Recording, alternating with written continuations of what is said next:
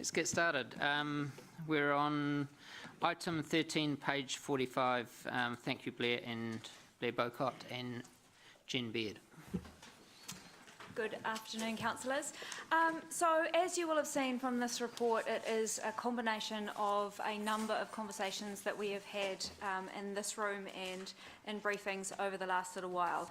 And at the risk of sounding like a broken record, you will all know that we are part of the fastest growing area of New Zealand and have somewhere between 165,000 and 171,500 people. The third smallest area for a city in New Zealand. You know all of these stats. You know that growth is very much a part of Hamilton's story now. It is likely to be very much a part of Hamilton's story for the foreseeable future. For the last 10 years, we have had the Hamilton Urban Growth Strategy as a guide for that growth, helping us to make decisions about where the city will grow next, and we believe the time has come to review that strategy and take a slightly different view of that. So this report talks about the creation of the Greater Hamilton Growth Strategy, but it also comes at a really interesting time, and the reason that the other points are in this report is because they all closely align, they are all interwoven, and they will all be happening in parallel. So we wanted to give you the opportunity to see how they fit together today. So in terms of all of these things coming together, high growth, as I've mentioned, but we also have a significant amount of government focus and support in our area at the moment. There are significant pressures on our boundaries, both in terms of the growth that's happening within them and the growth that's happening outside of them. And obviously, growth really is about people. It's about the choices that people are making and the communities that they choose to live in and how they choose to run their lives. And they don't think about the red line on a map. So what we want to do is take a more holistic view of what Hamilton is and see it for all that it is as a city and not just the boundary lines around it. So the Greater Hamilton Growth Strategy seeks to look at the economic and social communities of the city and be able to provide guidance for decision making based on Hamilton as it really is. Do you want to add anything? So Council, just the Greater Hamilton Growth Strategy development will occur in parallel to the Hamilton Talking Corridor Plan, which we're also a participant of and was a subject of a briefing last week. The Corridor Plan is a government-led initiative. It's a unique and generational opportunity for council to be involved in shaping the long-term outcomes of the link between Hamilton and Auckland, which has been enabled by the transport-led initiatives, being the expressway and the startup rail service. And one of those key initiatives is the development of a metropolitan spatial plan for an area from sort of Ngarawahia, Taupiri south, including Hamilton, through to Cambridge and out towards the airport in Te Awamutu. That work perfectly aligns with the development of the Greater Hamilton Growth Strategy that Jen has referred to. So these two opportunities in parallel together are going to be fundamental to how we think and plan for the city in partnership with our neighbouring authorities, but also the government and iwi for the next 50 to 100 years. And Mayor Andrew talks a lot about the 100-year plan. This is all about that very long-term horizon. And the benefits to us can't be overstated.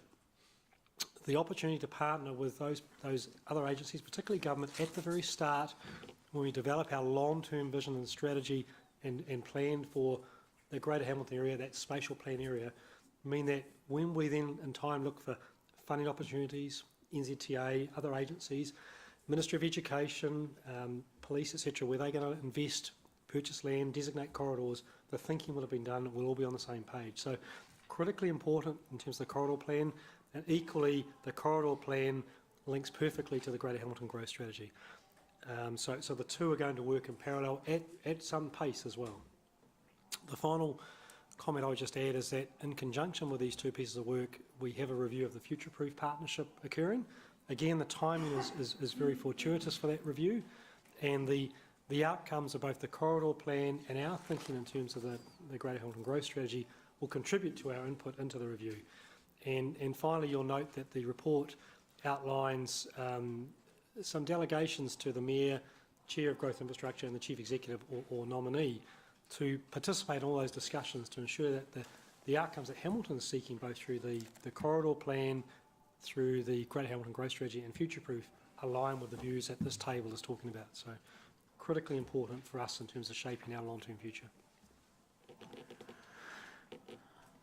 Okay, moved by myself, seconded by the Deputy Mayor. Questions, Deputy Mayor? You know, we've had a range of discussions, and we're setting out some issues. Can we just talk about the communities of interest? And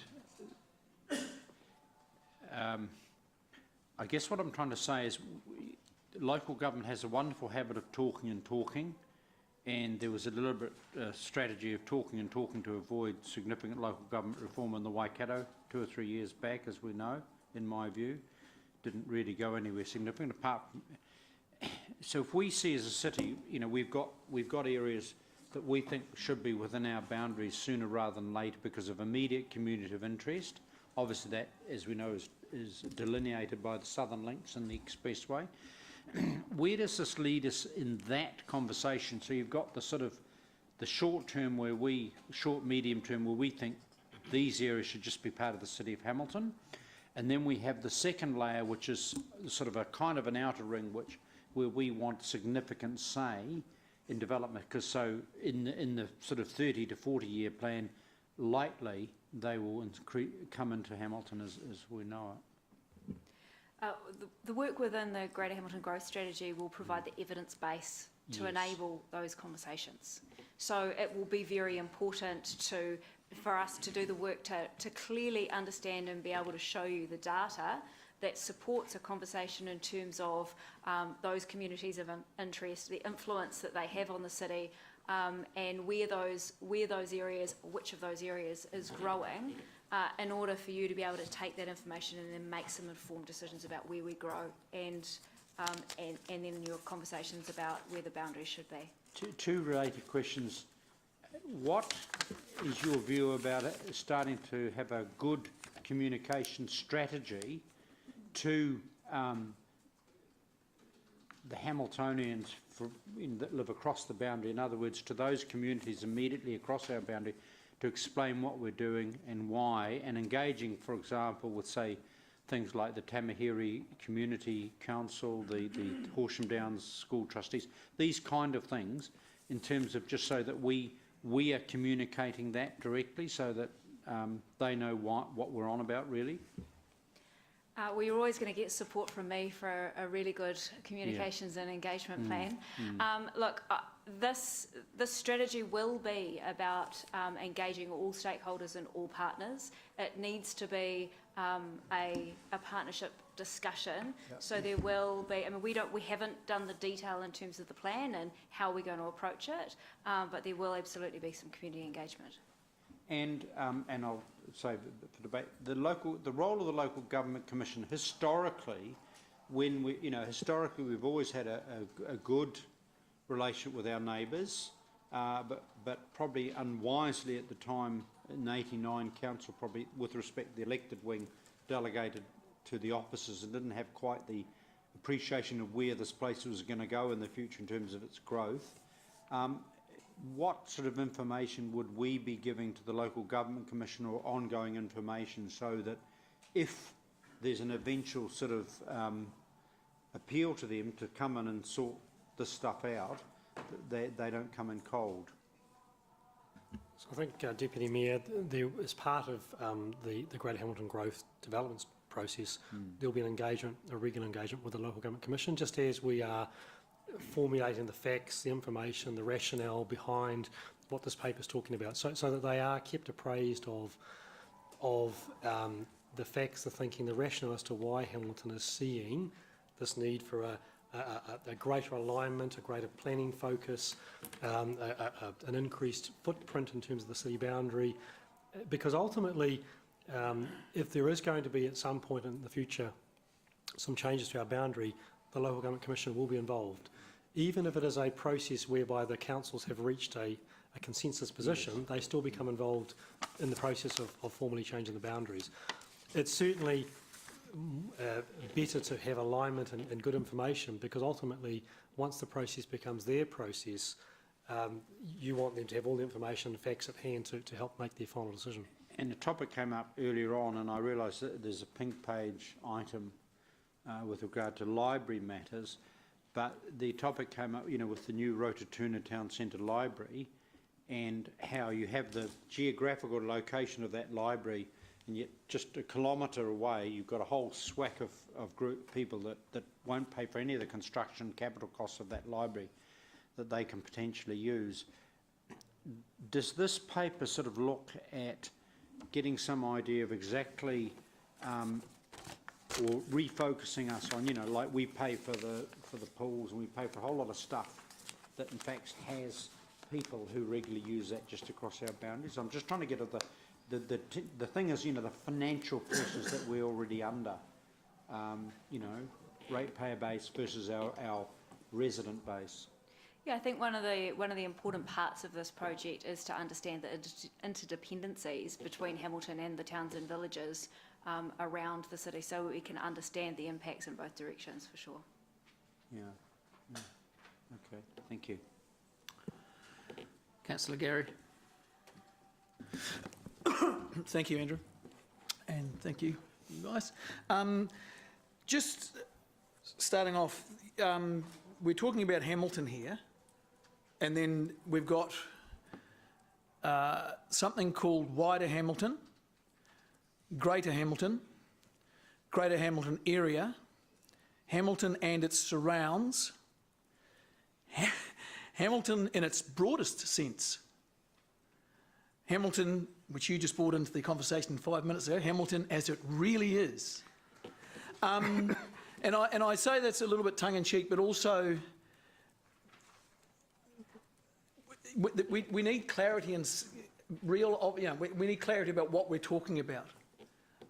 So we all understand there's a Hamilton within some borders, and that's the thing we're all grizzling about because it doesn't fit and we're growing so big and all that sort of stuff. When you're using, are those things all synonymous? All those words? Because they're used in this report as if they are, but I'm not sure if they are or not. Okay. One of the concerns I have, and I acknowledge that something like this has to happen, the process we're going through has to happen.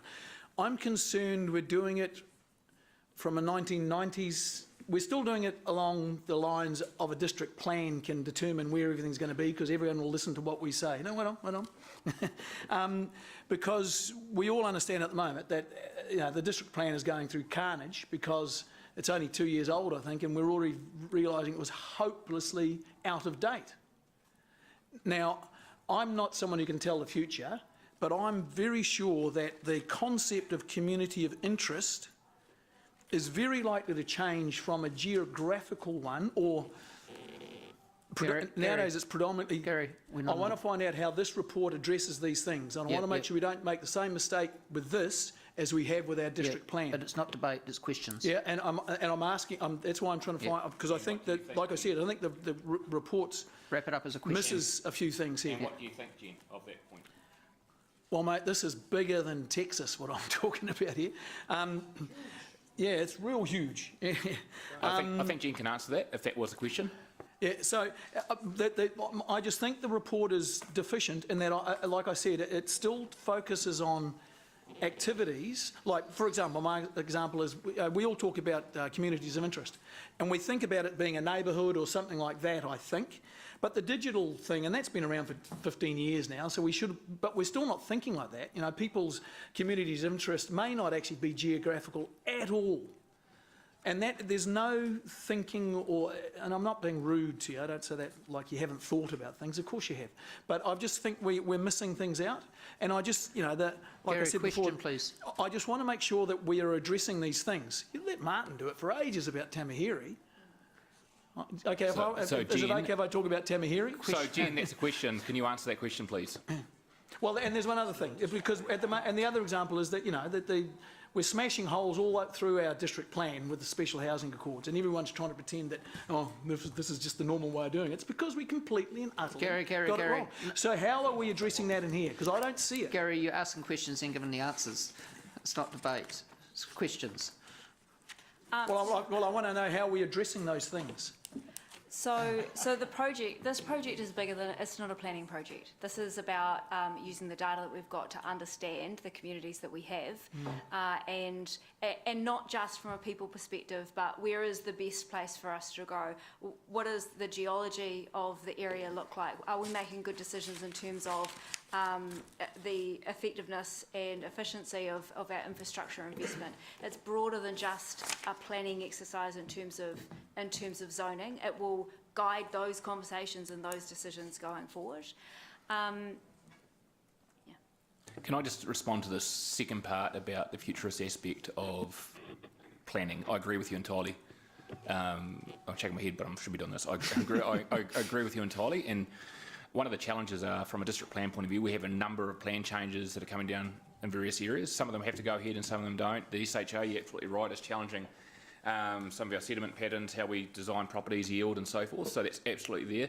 One of the challenges I've placed on Jen is for her team to start considering what is the next evolution of city growth and where it's heading, given all of those things you've mentioned. It's not just digital, but it's the technology, it's, you know, access to autonomous cars, electric cars, you know, Uber Flight, and all this sort of stuff. And it's all going to change how people access and engage with their communities. So a big challenge I put to Jen's team is how do we engage at that level, and then how do we bring that engagement back to this table as well? Because you folk probably have a view on where the evolution of cities are going as well, to make sure that we're actually making the next step in planning it properly. And it might well move away from a prescriptive district plan to more of a attributes-based district plan where you mitigate your effects and you can address certain things and apply it that way as well. So that's all part of that smart conversation we had in the briefing the other day, is where we're sort of heading down that track as well. So this, is, as Jen said, is not about the specific planning aspects, but is the broader future of the region will be considered. But specifically, we're going to get into that stuff as well. Okay. And on page 15, thanks, Richard. Can I just add one other lens to that, Gary, because I think there's one other part here. The corridor plan. Sorry, Blair, we're just trying to make the answer longer than the question. Yeah. So supporting Your pay review's coming up, Evan. the working closely with the government and all their aspirations and new tools that they're also bringing to the table is quite a key element to the corridor plan side of this, Councillor Mallett. So the government are talking about new funding, new ways to fund and deliver infrastructure. They're talking about new planning tools. So in other words, we can deliver communities in a more efficient, faster, joined up way. It's also about taking boundaries out of the equation for the moment and just looking at how should growth occur irrespective of the territorial boundaries that we impose, but actually the community less care about. So the corridor plan and that spatial plan is looking at that long-term opportunity for us to work with the government with all these new tools to help growth occur in a really fast, efficient, financially sustainable way. The growth strategy that Jen's referring to is around our input and thinking into what that long-term vision of this Hamilton community looks like, irrespective of the boundaries. Because when people talk about Hamilton, they don't necessarily... When I live in Hamilton, but actually I live in Waikato District Council, but I say I live in Hamilton. As do many people here when they live on the outskirts. They just think of Hamilton as this wider area. And so it's about thinking, as Richard said, 50 to 100 years from now, what does this community look like? What do we need to think about now to lay the foundations for the future? Not so much in a district plan sense, but in terms of rail, transport, communities, preserving land, making sure that we enjoy the benefits of what our predecessors in the 1960s did for the city here, when they set aside some really important corridors and thought about things that we are benefiting from now. This is the same opportunity for the future. Okay, thank you. And thank you, Blair. On page 51, there's a box with a sort of a sky blue and a navy blue. And the bottom bullet point ensures the land in the Greater Hamilton area is managed in a way that is consistent with the wider strategy. Does the concept wider strategy include a really rigorous effort at trying to follow the market? Because we have to follow the market. We can't... You know, there are billions of dollars that will be invested based on some of these decisions, you know, and I'm talking about homes and factories and all sorts of things. Roads will be built, infrastructure will be built on these sort of things. So I think I'm concerned, I hope this is sort of going to sound like a question. I'm concerned that we're going to make the same mistake that we made with our district plan because we're thinking the same way. You're going to get a chance to debate this questioning of Yeah, staff. but I'm saying it because I want to hear their response. So I am trying to get information out of them. So rest assured, Councillor Mallett, this is going to be ensuring that we take as open-minded approach to this as possible. All bets are off in terms of current planning. We're looking at where the city's going, but also you're going to have an opportunity at various points along the way to engage.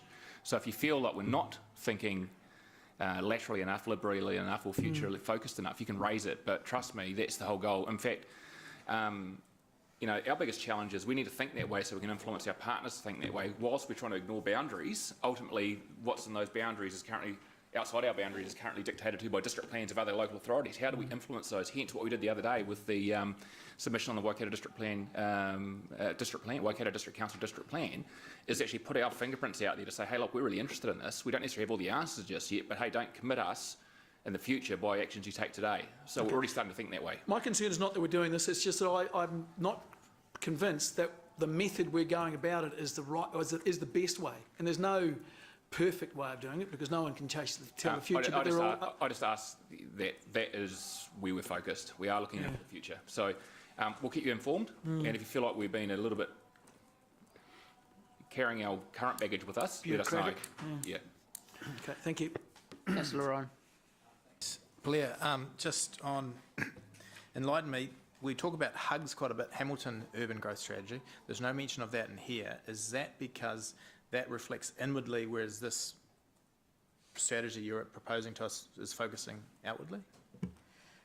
What we're proposing in the Greater Hamilton Growth Strategy is the replacement for the Hamilton Urban Growth Strategy that you're talking about. So that has guided our thinking for the last nearly 10 years. So this paper is about taking the next step in that journey, refreshing that strategy. I may have missed it, but I didn't realise that that was the purpose of this policy. So that's why I was asking where it was. But apologies if I've missed that.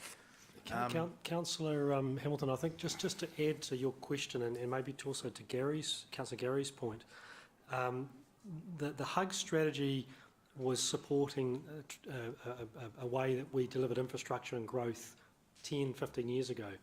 That's changing quite rapidly, and our balance sheet's a good example of why we need change. And the new government funding and financing and planning tools are recognising that we can't deliver communities the same way as we have in the past. So, to Councillor Mallett's point, we actually have to work far more closely with the market to deliver growth, particularly under the new funding tools, than we ever have in the past. So things such as special purpose vehicles, the Urban Development Authority, is all about actually truly partnering with those people who want to deliver growth in an innovative way, because it's working with them in a financial sense as opposed to using our balance sheet to invest and then hope that the market follows us. So if anything, the Greater Hamilton Growth Strategy and the government's initiatives is very much tied into what Councillor Mallett and yourself are saying, that we have to change the way we deliver growth. We have to look to overseas jurisdictions and the lessons from particularly Australia and America. No question with what you're saying. I'm just, if you had said, and it might be my ignorance, this is to enhance or replace the existing HUG strategy, that would have made sense, because I'm still sort of looking, well, is this out, you know? There was a mismatch for me there. And I guess, see, HUGs is like an inner circle, like you're hugging someone, and this is like a greater hug, like we're hugging outside now, we're going out, so I don't know, just, you know? And the question on that, Blair, is do you agree with Councillor Ryan? Is it a different sort of hug? Any more questions, Councillor Ryan? I do, and I refer to paragraph 34 where there is reference to hugs. Thank you. Cool, thank you.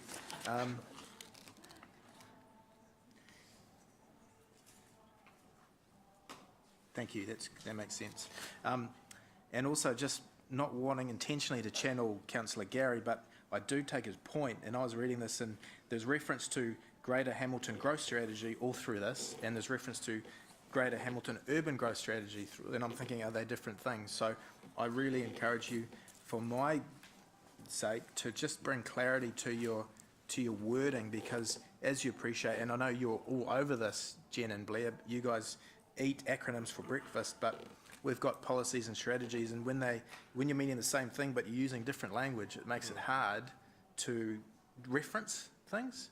And I'm not trying to be pedantic, I'm trying to be very accurate and supportive of what you're trying to do. Thank you. Councillor Angela. Thank you, Thank you, Mayor Andrew. Just a couple of questions. I mean, we're really early days yet to get too in-depth, but I'm just trying to understand, and it might be helpful if you can circulate at some point, where all of this fits in, because I recall when the Waikato plan first started, that was, with respect to the Waikato plan, that was going to be the be-all and end-all and deliver, along with the future growth strategy and everything else, all of the stuff. So now we've got this one, and I'm absolutely on board for future planning, and thinking far past as far as we'll live. But then now I read there's a metropolitan spatial plan that's part of this as well, and then disturbingly, there's no finances for any of this. Now I think the Waikato plan project was $1 million. It's kind of two questions in there. How on earth are we going to afford this work if it could be $1 million, and where does it fit with everything else? And then there's a follow-up question depending on what you say. Richard, you need to answer the overarching. So I think the first thing, Councillor O'Leary, is that unlike the Waikato plan, which focuses on the entire region, this paper really focuses on the high growth community in and around Hamilton, which is what the Greater Hamilton Growth Strategy is about. It's saying that there is a high growth community which we need to focus on. The corridor plan, which is an initiative of the government, is looking at the opportunity between Auckland and Hamilton that has been ignited by the expressway, which will be completed in 2020, and the start-up passenger rail service, which is also going to occur in a similar timeframe. And looking at the opportunities we can respond to that high growth within that corridor with the government and with iwi. In terms of our input to the development of the strategy and also to the corridor plan, it's predominantly staff time. So to date, the work on the corridor plan has been my time and that of Mayor Andrew and Councillor Dave attending some governance meetings. There has been no external cost incurred at all. Looking to the future in terms of the corridor plan, it's not going to be a significant investment from council. It's predominantly time, staff time. The Greater Hamilton Growth Strategy, there will be some budgets required. That will come back to council at a future meeting for consideration. But again, I would emphasise that majority of that work would be staff time. We've got a lot of information already to hand. It's about collating that information and put into something cohesive and as Gina says, a series of facts that we can use to develop the strategy. So how does it fit? Yeah, I understand what it's trying to do, but why can't the plethora of regional plans that we've got now achieve this? I know it's Auckland to Wellington, but then we've got UNISA, and this is not working under UNISA. So this is different again. Yeah, so I agree. So we have Future Proof, which is currently the partnership between Hamilton, Waikato, Waipa and the Regional Council, looking at the growth across those areas. One of the things you'll note in the report is that there's a review of Future Proof occurring. And I think that to answer your very question, what is the role of Future Proof, if it has a role in the future, given we now have the corridor plan, which is the focus between Hamilton and Auckland, and our own urban growth strategy, which will feed into that. So we're going to answer that question ourselves in the coming months. We don't want to have a plethora of strategies and plans. One comment, Councillor O'Leary, it's important for Hamilton to have a view for its own future, which is the Greater Hamilton Growth Strategy. Yeah. It's important for Hamilton to then have a voice around a table with the other key stakeholders who will influence how that strategy will be delivered. At the moment, the corridor plan provides us with a very, very strong voice with government, with iwi and with our other partners. Whether Future Proof also has a role there is what we're going to look at in the future. UNISA is very different. The nature from UNISA is effectively probably forms more of a catalysing, a research base. So a lot of information, understanding, we talk about labour strategies, port reviews, logistics, transport, and so forth, which is then picked up by pieces of work like this to enable them to do better work. So it's trying to get a united set of data across the region, rather than specifically driving plans and outcomes and so forth. And the main owner of this strategy is the government? when we're involved and we're around the table. So the owner of the Hamilton to Auckland Corridor Plan, that's been sponsored by Minister Twyford. And we are an extremely strong participant, and Mayor Andrew and Councillor Dave attend all those governance meetings along with myself and CEO Richard. The Greater Hamilton Growth Strategy, that is a strategy that Hamilton will own. So this council will own that strategy. But of course, Councillor O'Leary, our Greater Hamilton Growth Strategy provides a really important platform for our views to then to be taken into that corridor plan discussion. So we are advocating for what we as a council want to see for the long-term future of our community. And so, again, early days, but I'm assuming that that growth strategy will also take into account all of the risks of the next financial crisis and population that stagnates, all of that stuff. It's not just going to be an aspirational, this is how we want to be a city 3 times bigger than what we are now in 50 years' time. It's going to have to really evaluate all of those risks, because I don't see us having done any of that up till now. So it's not a build it and they will come strategy. This is actually, there's growth coming this way. Now the question is whether the growth is going to come this way in the next 3, 5, 7, 9, 10 years. We've probably got a really good handle on the 30-year projections of growth.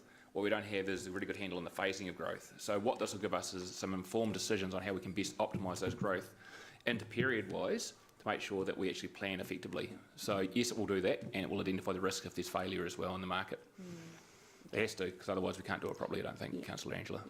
Thank you. I think, Councillor Angela, just looking at the corridor plan opportunity for a moment, it's really pleasing to hear the government saying that they are thinking and prepared to invest in land for the long term. So they recognise, as you've rightly pointed out, that there are cycles in growth, but that if we accept that growth is going to occur over the long term, protecting corridors, protecting land, thinking about things such as hospitals in the future, rail corridors, those sorts of things, and the government are prepared to invest in partnership with local councils to secure those, then that's really encouraging.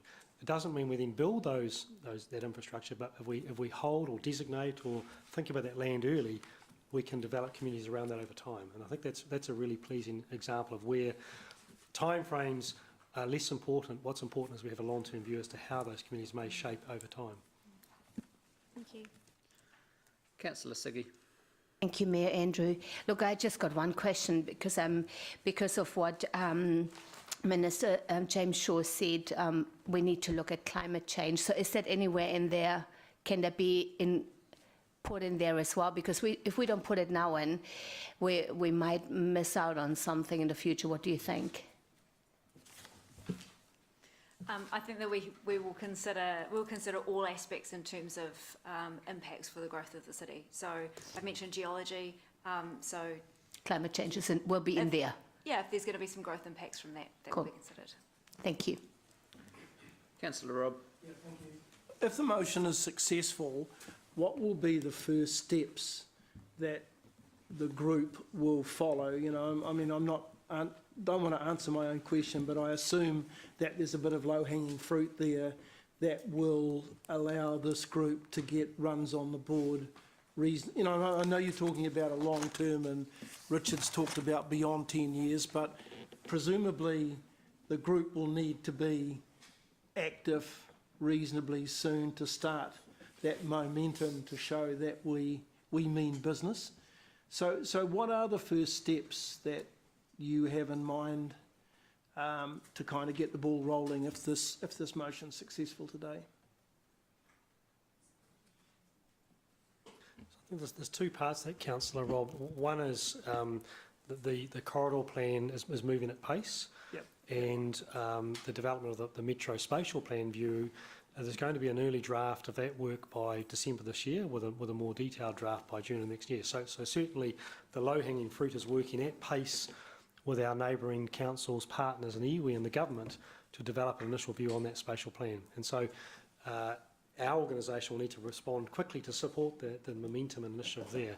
So I think that's the first low-hanging fruit, and I think our opportunity there is to strongly advocate for Hamilton to be considered as a pilot test case, early adopter of some of those funding and financing tools and planning tools, so that we can we can utilise those new opportunities to deliver growth for our communities in innovative ways, to take pressure off us in terms of either planning or financial sense. So, for example, how do we deliver Ruakura with some of the new planning and funding tools that the government are talking about and that wider opportunity with Tainui?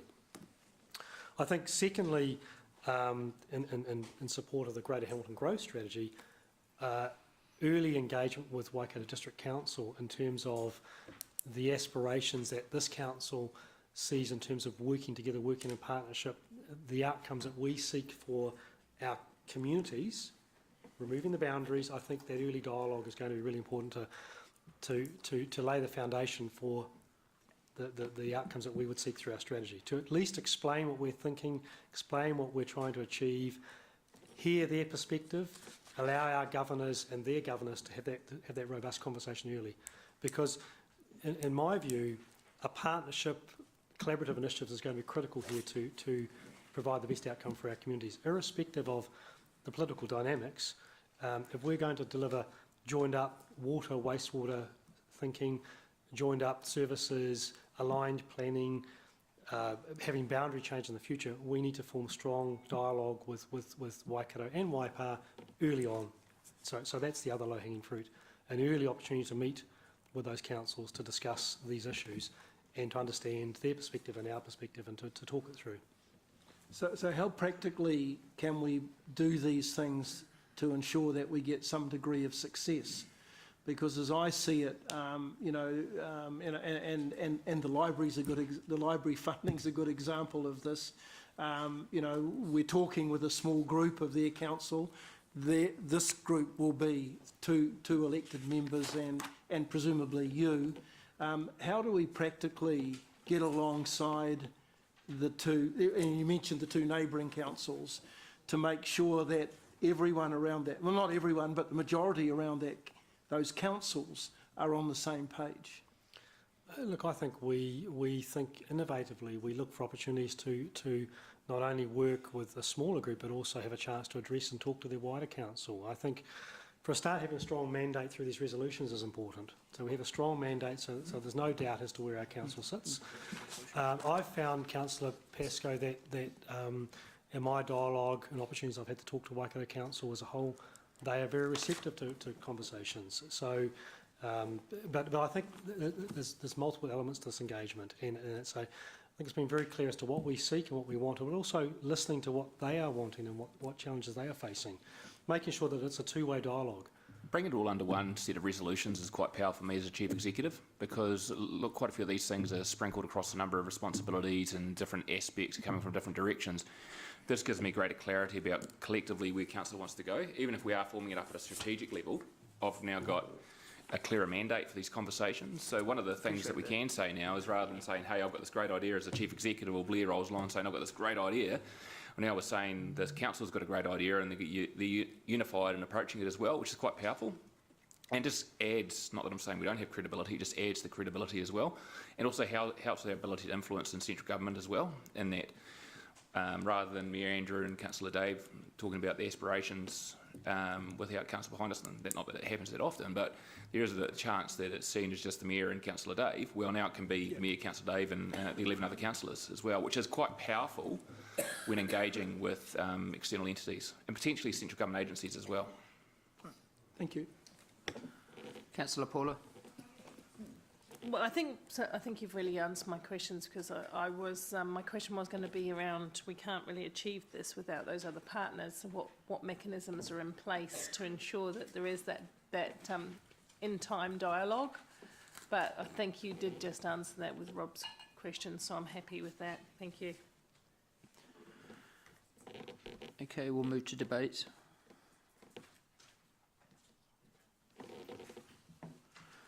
Councillor Jeff. Yeah, moved by myself, seconded by Deputy Mayor. Thank you. Oh, yeah. Sorry. Thanks, Mayor Andrew. Yeah. Hey, look, I really support this initiative and support these recommendations because I think it takes us away. We're taking leadership, and it takes us away a little bit from fiddling with minor boundary changes to a more high-powered look at how the region's going to grow. And I think that's the only way forward. It reflects the fact, I think, that that planning for this region is going to be ramped up by this corridor plan. It really is. It's moving quickly, the Hamilton to Auckland corridor plan, and I think it's going to offer us a whole lot of new opportunities. We've heard that there's alignment of government agencies in this plan, probably like never before, and the potential for new planning tools as well. So I think it's really exciting, and it's going to actually fast track some of the planning challenges that we've had and that we've been frustrated by and agonised over for some time. I think future-proof, it's obviously got a mandated role in terms of planning for the region at the moment, but I just think the scope of this corridor plan is actually going to supersede it, and I think that's what the review will probably find myself. With so much growth going on in this region, we need a sharper tool to deal with it, I think, than future-proof, and that's no disrespect to but there's just bigger things going on, you know.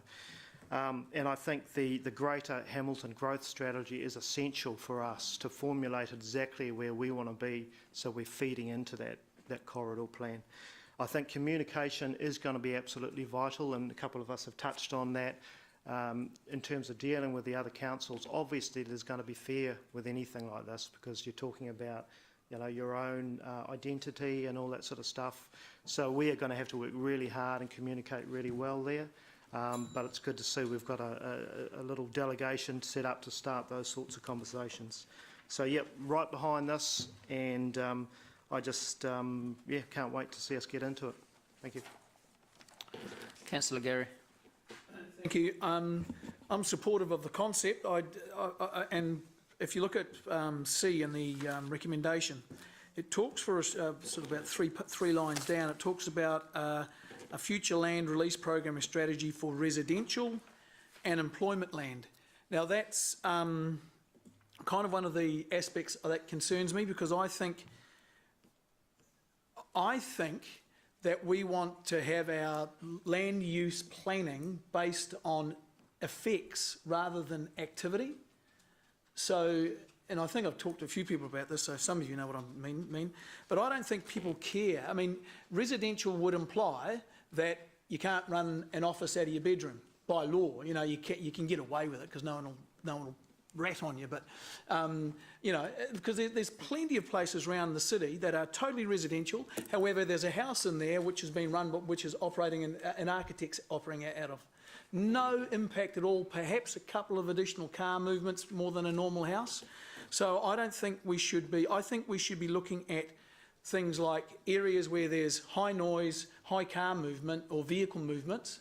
There might be other areas that are low noise, low vehicle movements, and that would probably where you'd be residential, but you wouldn't call it residential anymore. You'd say, because in actual fact, the reason people don't want to build houses in what we call employment, but in actual fact nowadays we call it industrial or commercial or retail like that, is because there's big factories and there's lots of noise. Well, it's the noise and the traffic movements that concern people.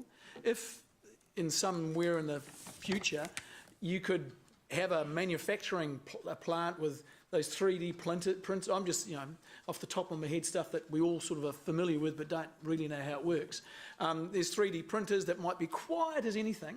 Who would care if it was next door? But it would not be allowed because of our district plan. So what you'd do is you'd end up, what we do with these things is we lock ourselves into a 1980s suburb or 1980s land use thing when our technology and our innovation and everything has moved way ahead. And I mean, the classic example was the hoo-ha we had with the Gallagher's in the last term when good old Bill came out and said this is nuts or something, and we all went into conniptions because the Gallagher campus would not have been able to be built under our current district plan because it combined manufacturing, logistics, commercial, all sorts of different activities on one site. And he said, you know, he would not have been able to build that. And yet there's no damage being caused by it to anyone. So anyway, that's fine. So I guess, I'm for the objective of this thing. I'm just concerned that the wording in the actual recommendation locks us into the same problems that we've got now, which is why we're having to smash our district plan apart now with the special housing accords. Yep, thank you. Councillor Mark. Thank you, Mayor Andrew, and thank you, staff, because I was dreading this part of the meeting, really, because I tried to wade through this last night, and the night before, and the night before, and the night before. And I came in here after reading it, as much as I could and asking as many questions as I could, a little bit worried. Words like Greater Hamilton scared me, reviewing our borders, getting wider, and I was thinking that meant, by implication, a bigger Hamilton, bigger boundaries. And I came in here with my guard up, because, you know, I'm a wee bit tired of hearing how we're the third most compact population in New Zealand, which to me means we need to get wider, we need more land, grab, grab, grab, which is completely opposite to my mantra of up, not out. So it should come to no surprise to people around here. I don't believe that growing out is the answer. Up, not out, I still stand by that. My thinking hasn't changed. However, thank you, staff. I now get where you're going. Thank you. Boundaries are just a part of this discussion. I'm aware and inspired by the fact that Waipa, for example, are looking very closely at their spatial plan and are making decisions not so much about infrastructure and size, but about who they're going to be as a region culturally in 70 years' time. And they're crying out to see if that fits in with what we're doing, and they can't do it unless we do, or they know where we're going. I was really encouraged to hear words from Blair, like high growth in and around Hamilton, removing boundaries, collaboration is critical. This is about smart cities, and at that point, I'm in. I love it. I'm in. A smart city isn't necessarily the biggest city. A smart city is a better city within its environment. The future ain't what it used to be. And it's been really interesting in the last 2 years as a councillor here with my Access Hamilton hat on, for example. Growth has outstripped our plans and people are dying on our roads. With my rubbish and recycling hat on, unanticipated growth has seen uncollected rubbish on one side of the road because people think they live in Hamilton. With my Hamilton East councillor hat on, a huge part of the conversations I have with residents results in me ringing members of neighbouring councils because there's nothing we can do. And with my chamber hat on, I still despair about the waters model, Wabalong, that was sunk by the political whim of a couple of voters in Waipa. All of these could have been addressed by a wider council conversation as a whole, and I think this is going there. So I'm now more comfortable with the many words in this report, and I get the spirit of it. Thank you. I hope the outcomes are future thinking and flexible because things change. But to me now, this is not so much, it's not so much I think about making a greater Hamilton as I previously thought, but actually making Hamilton greater through greater collaboration. So I support it. That's it. Councillor Paula. Thank you, Mayor Andrew. I do support it also for many of the reasons already articulated. I also share some of Councillor O'Leary's concerns about the potential costs and scope and size that this work could be. There is some irony in here, I think, that we're all quite keen to support this, and on 10 minutes ago, or just before lunch actually, we were having a different discussion about the Waikato plan, and I look on page 48 of this report and I see words like more joined up decision making on regional planning, funding and delivery of infrastructure, and I think absolutely yes. And I look down at number 23 and I see the outcome being sought is that the influences on our city, not just those in our boundary area, are taken into account in planning and decision making. And I think yes, and that's exactly why we need to remain in the Waikato plan conversation in the first place. I'd just like to make a few other comments. In terms of Hamilton's response on page 50 of the report, when we talk about it's critical that we proactively plan for growth, yes, that's absolutely 100% true. I think sometimes in our wording we talk about growth, and I think Mark touched on this in some way, because we don't often use the words that accompany it, which is around sustainable growth and quality growth. And in the words here, there's very little reference to building a quality of life, not just a bigger city. And I really think that words are powerful, and either you say that or it gets forgotten about. Now, our intent might be to build a much bigger and better city, but let's absolutely be certain of that by incorporating those words into documents like these so that it's transparent. The other, and the reason why, and I look on page 52 and I see the recommendation is to have, I'm nearly finished, Mr Mayor, that it's appropriate to have the Mayor, Chair of Growth and Infrastructure and CEO receive the mandate to discuss with neighbours. I'm not trying to find more work for myself, but I will just say that the Community and Services Committee plays a vital interconnected part with growth, because that's about making sure that the conversation is had about community facilities and amenities. Parks, playgrounds, libraries, swimming pools, and all of those things are conversations that are had in the Community and Services Committee. So I feel that there need to be someone, it doesn't actually have to be me, it could be my deputy, Councillor Hamilton, if he had an interest in this area, but I do think there is a role for a community conversation interwoven and alongside this at every step. Thank you. Councillor Robb. Thanks, Chair. Look, I support the initiative, but I'm concerned at worst that this could become a talk fest.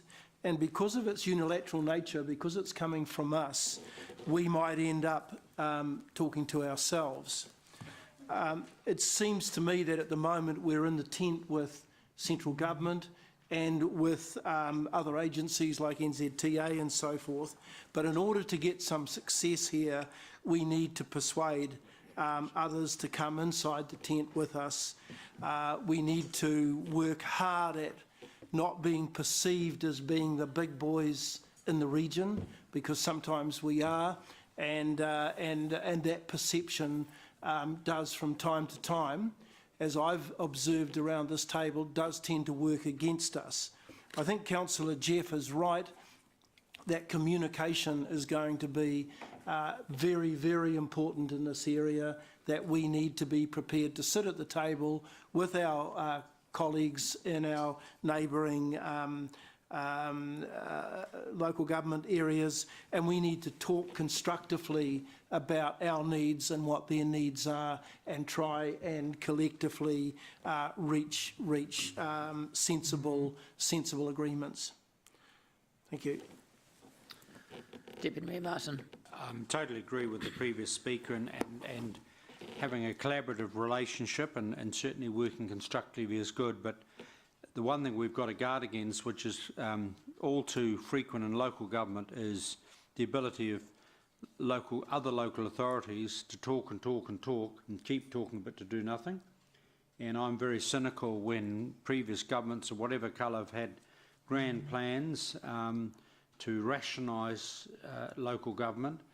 There seems to be a strategy of report after report and talk and no action.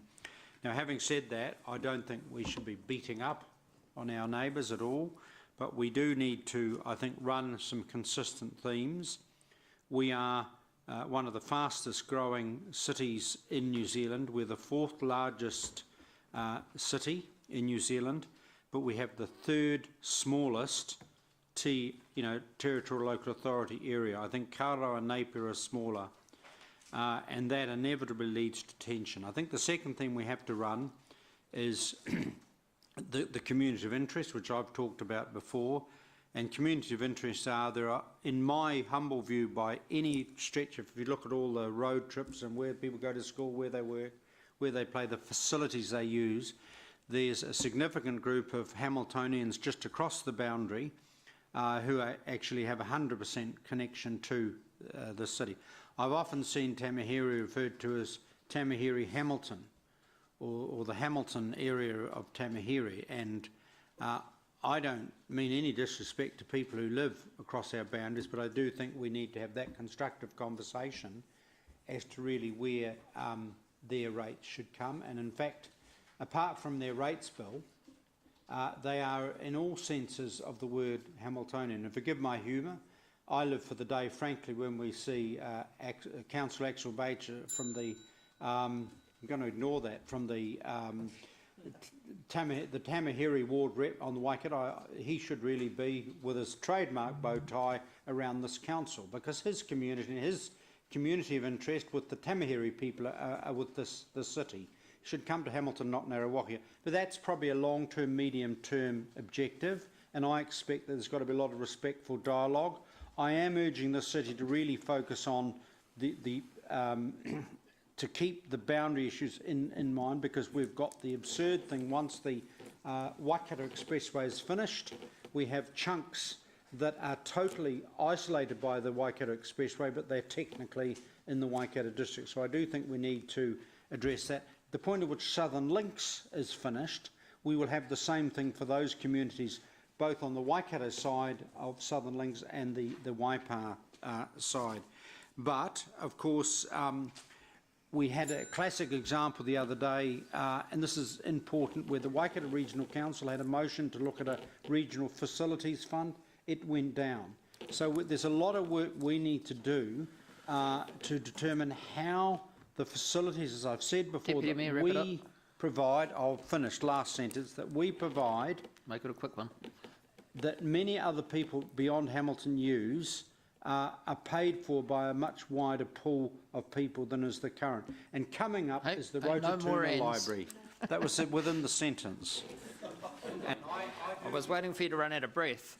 is that within 5 minutes or 2 minutes? That was 3 minutes. Well, I live for the day we go back to 5 minutes.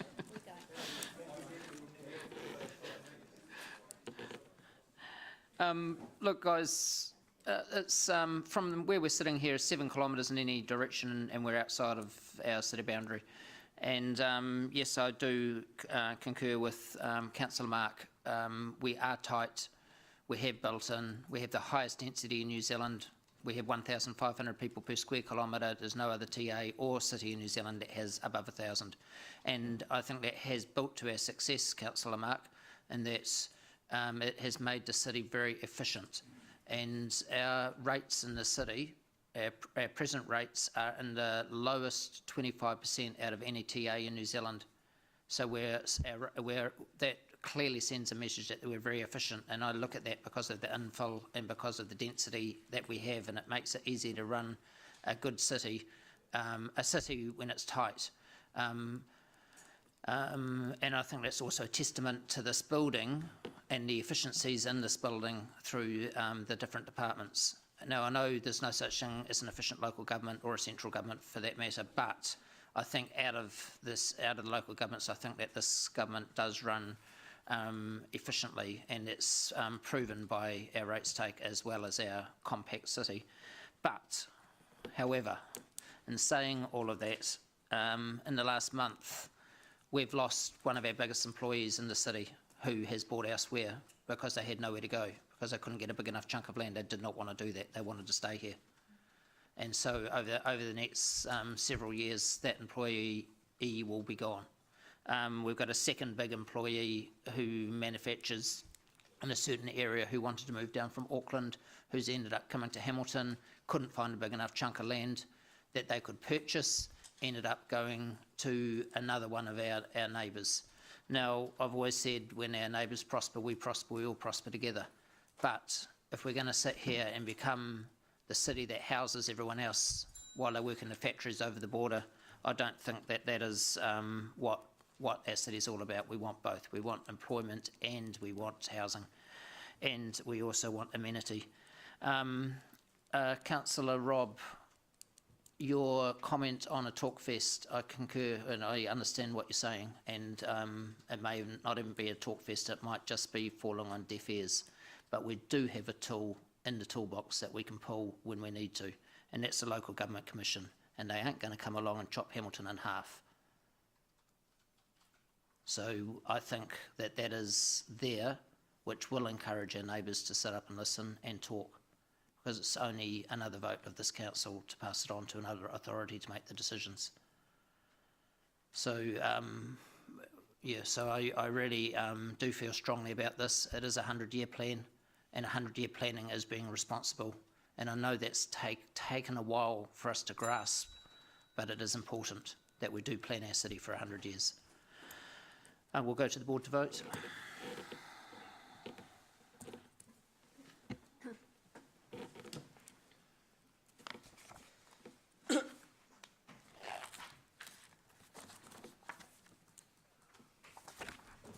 The motion is carried unanimously. Okay, Blair, can we just keep working on your papers sorry, I know the staff waiting, but I just want to let you get away if you wish to. So I think that brings us to item 21. Was that the last one that you were involved with, Blair? Okay. So this is the late item in yellow.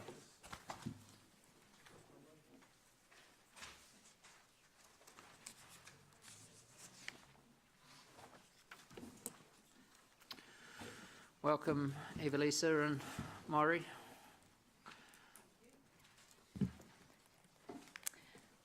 So the purpose of this paper is at the 4th of October elected member briefing, staff were requested to prepare a response that could be sent directly to the Minister of the Local Government, outlining Hamilton City Council's initial feedback on the Three Waters review. Following this briefing, staff have completed a draft response as per attachment 1 from the valuable feedback and direction received, which was based around the decision for aggregation must be led by central government. HCC is open for considering various models within wide boundaries. Wellington Water was identified as a model that was working well, or considered to be working well. Further to that, it's our understanding that a draft cabinet paper on the Three Waters review has or will be circulated to ministers shortly, and that at this stage the Minister of Local Government is scheduled to take a paper to full cabinet in the first week of November 2018. This is not a major decision-making paper. It will be setting the high-level options as part of the Three Waters review. So the purpose of this report today is for elected members to provide feedback and amendments or inclusions to the initial response drafted by staff to ensure that it's captured the views of this council, and that following the feedback received today, seek approval to proceed to finalise the initial feedback on the Three Waters review for the Chief Executive to sign off and submit to the Minister of Local Government. Councillor Gary. Thank you. Does this review touch on the swimmability of rivers and things? No, I don't believe so. That's under the Minister of Environment review, not the Three Waters review. Okay, so there's no requirement through this work flow, whatever it's called, work chain, that sewages and stormwater is treated to such an extent that over time you can swim in a river or drink water out of the river? Don't think that's part of it? So this is specifically about, Put I my guess, glasses on so I can see who's talking.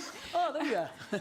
it's not specifically down to that detail. It's around the provision of services and how to best deliver those. So it's not talking about the environment, but how to protect the environment. So it will be talking about compliance of discharges into the environment rather than the effect of compliance on the environment.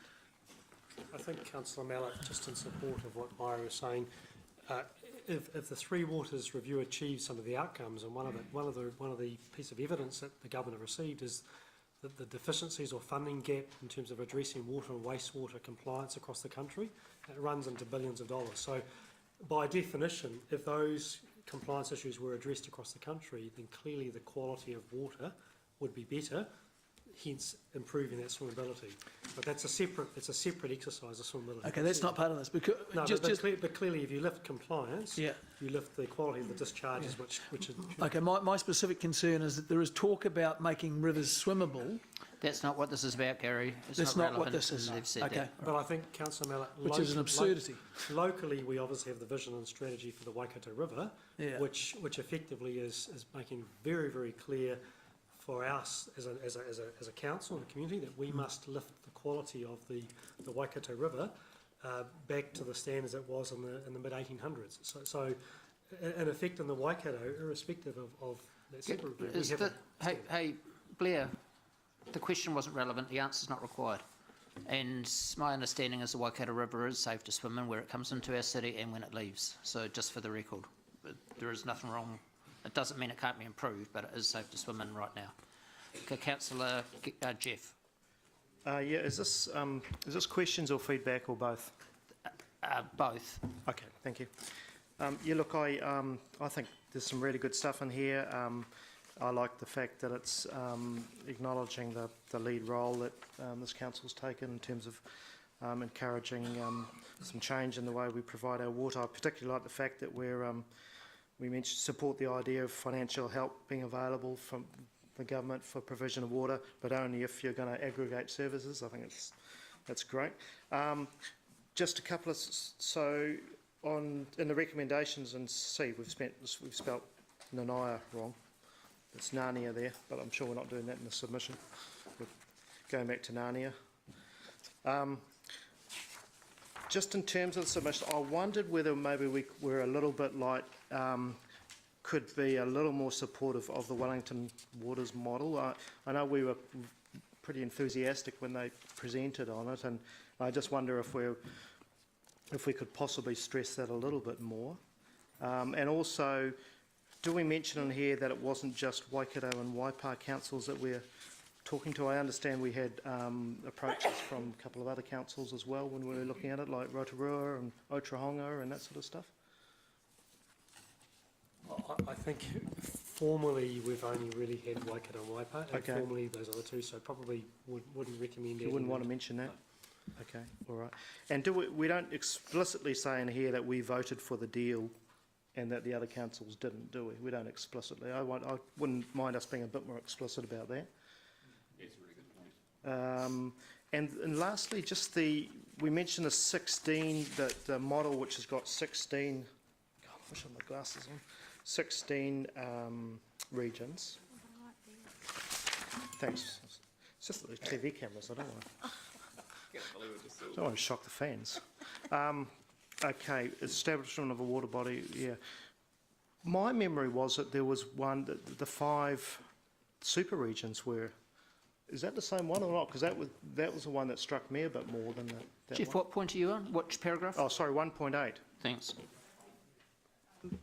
Points, the regions are mentioned in that paragraph. So there is the one model being the creation of 5 super regions, and the other model being the establishment of the 16 regions. So what we're saying is Hamilton is open to considering options, various options, and we haven't specified one over the other, but if this council wishes to do so, that's... Okay. I think my point was that I was more open to, and I know talking to Dave the other day, he was more open to the creation of 5 super regions rather than the establishment of a water body for each of the country's 16 regions. But yeah, from the briefing, but that's my personal view, and others may not feel that way. I think that's it. Thanks. Test that with... Yep. So, yes, you're referring directly to para 1.8? Yes, in what you're saying? Yeah, because I think well, if I'm going to be honest about it, it looked a little bit like the model being the establishment of a water body for each of the country's 16 regions.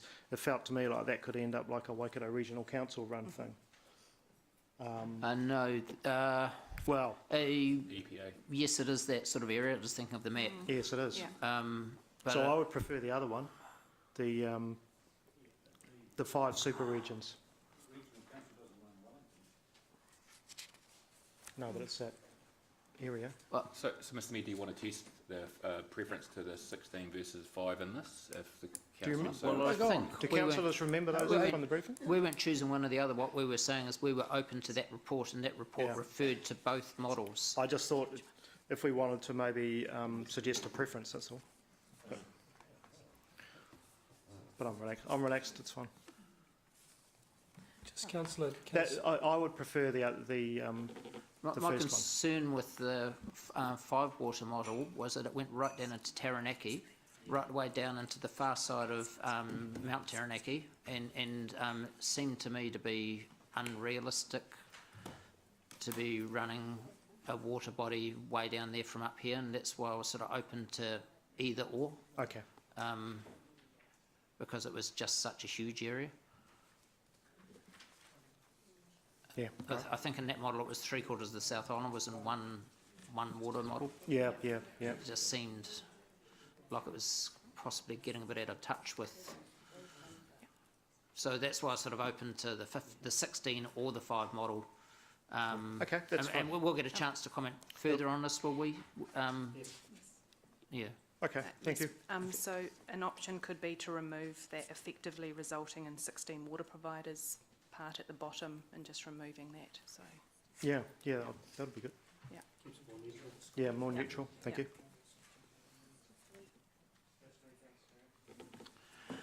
Councillor Paula. Thank you, Mayor Andrew. You've done a very good job with this. Thank you, staff. And you know that I sit on the policy advisory group in Wellington, and water is one of the key topics. So it's really interesting to see where all the thinking is heading on this. Just in terms of wording on paragraph number 1.7, where we talk about central government intervention for the aggregation of water service delivery, I wondered, rather than, and it follows on from the line of thought that Councillor Taylor was pursuing before, I wonder, rather than focusing on numbers of potential water management units, that we might talk about where there are proven benefits. It's about economy and scale and efficiency and effectiveness of managing across that scale. That, to me, would drive whether it was 5 or 16 in the end. So I would prefer to have the wording that way. And in actual fact, that helps our point where we talk about Waipa and Waikato, I think, because that was exactly a case in point where the economy and efficiency showed one thing, but the political decision was another. So that's where I'm coming from with that. Do you think that sort of wording is possible? It is? Okay. Yes, we understand the intent of what you're trying to say in terms of the proven benefit and economies of scale. Yeah. Because then that, you know, that's the platform for further discussion, I think, Mayor Andrew, like you say, how it looks in detail. I've read it, and there is a few mentions of stormwater. We have been focusing on water quality and potable water supplies, and there is some conversation about stormwater. The softness of the commentary around stormwater, I think, is a concern to me, only because I know that at Policy Advisory Group, the potential costs of older communities upgrading stormwater provisions and dealing with the interface between stormwater and water quality is quite huge. So I think we could, I'm not sure how, I'm not going to suggest how, but I think we should recognise in a little bit stronger terms the potential pressures of stormwater management. Thank you. Councillor Siggy. Thank you, Mayor Andrew, and thank you, staff, for the report. I do agree that we have to get central government to intervene, and as we can't talk to each other at the moment about this, we're trying really hard with lots of different ways to talk to the neighbouring councils. But one of the things I just want to ask is, are we expecting, so if we go together, depending on who we're going together with Waipa, Waikato District, or, you know, the other councils, do we expect them to have the same drinking water standards as we have, or is will be then made a decision on once we go further down the track? I think the intention of the Three Waters Review in general is to have a consistent water quality throughout New Zealand. So it is around aligning the level or the compliance level between existing water supplies. Okay, but that's still down the track, what that really means in detail. Yes. Okay, thank you. Councillor Deputy Mayor Martin. Yeah, just if we obviously where we talk under number 1.9 about Wellington, I would say Hamilton would be strongly supportive of this model being investigated, where, you know, based on the Wellington delivery, because that's, I mean, I think it's important to, you know, it's worked, it's got a history, And I also think we somehow, whether it's an appendix, we should have a brief bullet point summary of our journey to date and the fact that we arrived at the Wellington, shared services model. Waikato flipped out to Auckland, and then Waipa, we should just be blunt and say it went down by 1 vote. And we should use that to highlight the vagaries of leaving decisions just at a local level, because one councillor living somewhere in Waipa, one councillor determined the future of Waikato Hang on, waters. we're not in debate, mate. No, well, I think we actually, but somehow, none too tactfully, our submission should stress that, and I think we should talk about the money we spent as TAs, $1 million, and it went nowhere. So I think we should be fairly punchy. And also, can I suggest that we actually should seriously query the ability of TAs with 8,000 or 10,000 people to attract the quality of infrastructure staff, salaries to run three waters effectively. We shouldn't pull punches, and we also should say it's unacceptable for taxpayers to subsidise inefficient water supply systems. People have wanted extra government money for some small water plant. Well, we should say it's not an acceptable thing to in other words, if there's to be funding, it should be funding efficient units.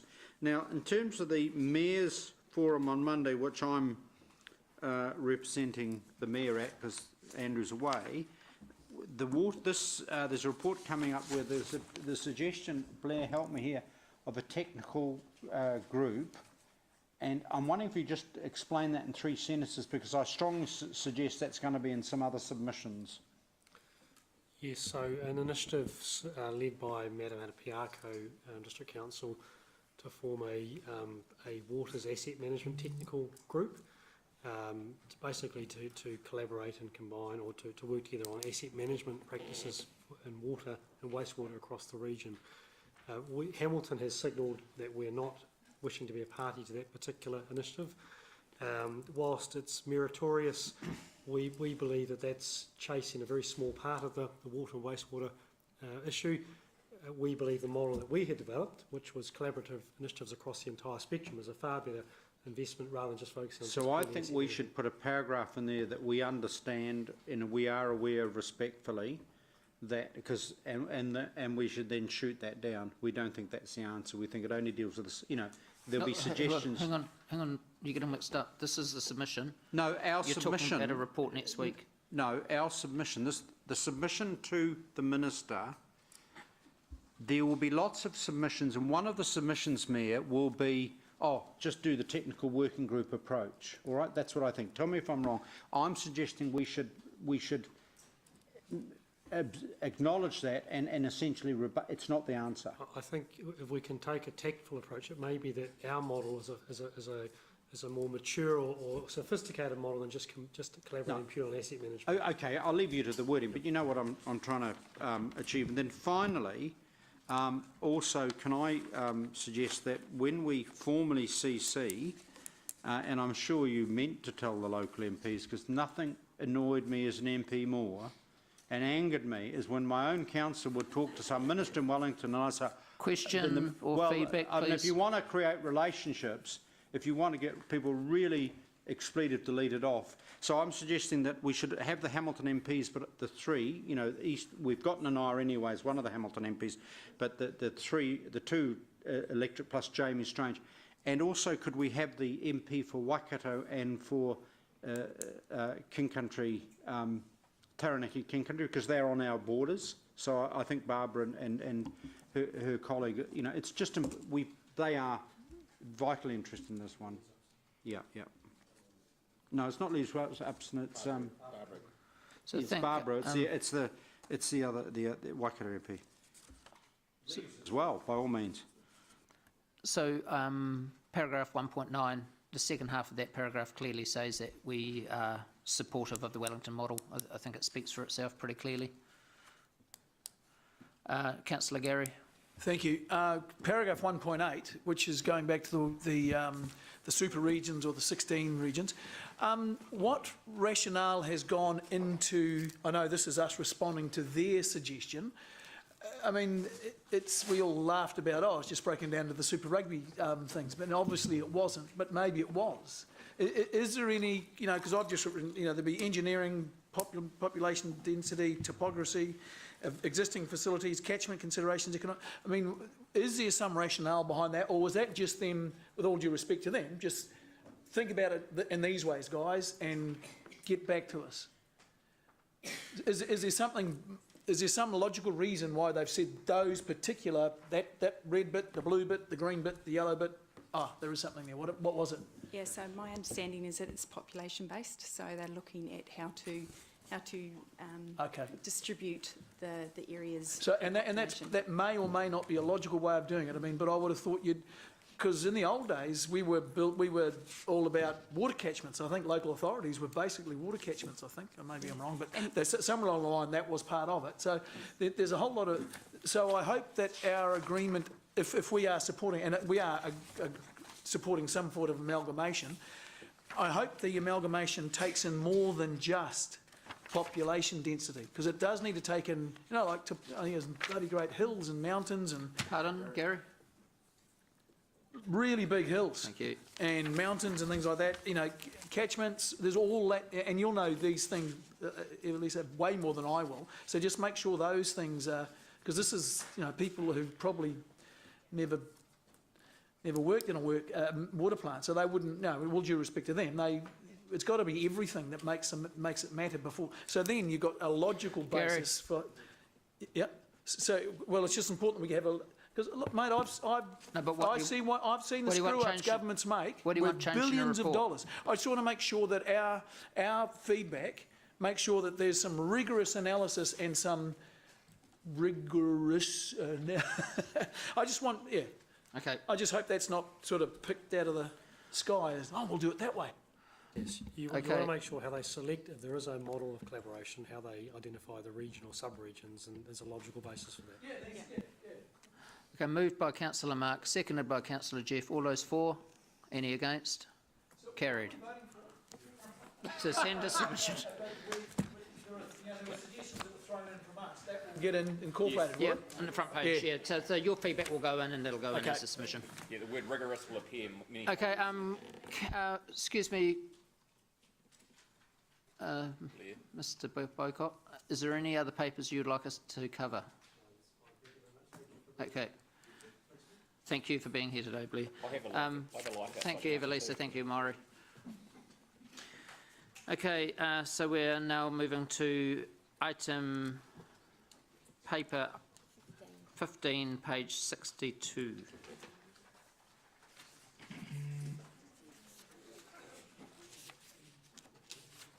need to talk to this, Richard, I think.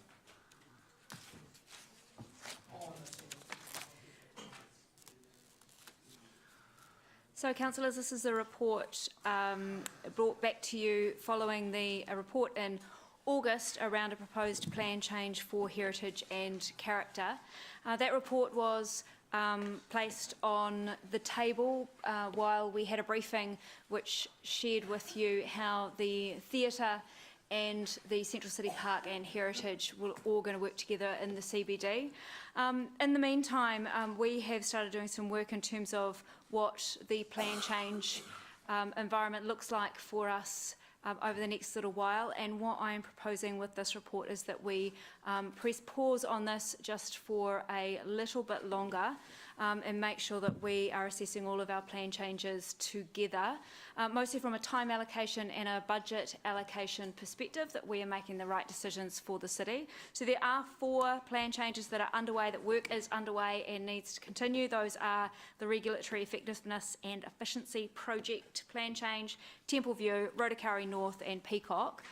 There is quite a list, and it seems to be growing all the time, of other plan changes that are waiting in the wings. I want to make sure that we're making the right decisions in terms of the time and the money spent on these before we go ahead. The district plan, yes. Councillor Mark. Sorry, I've got a question for the next report. My apologies. I'm out. Deputy Mayor.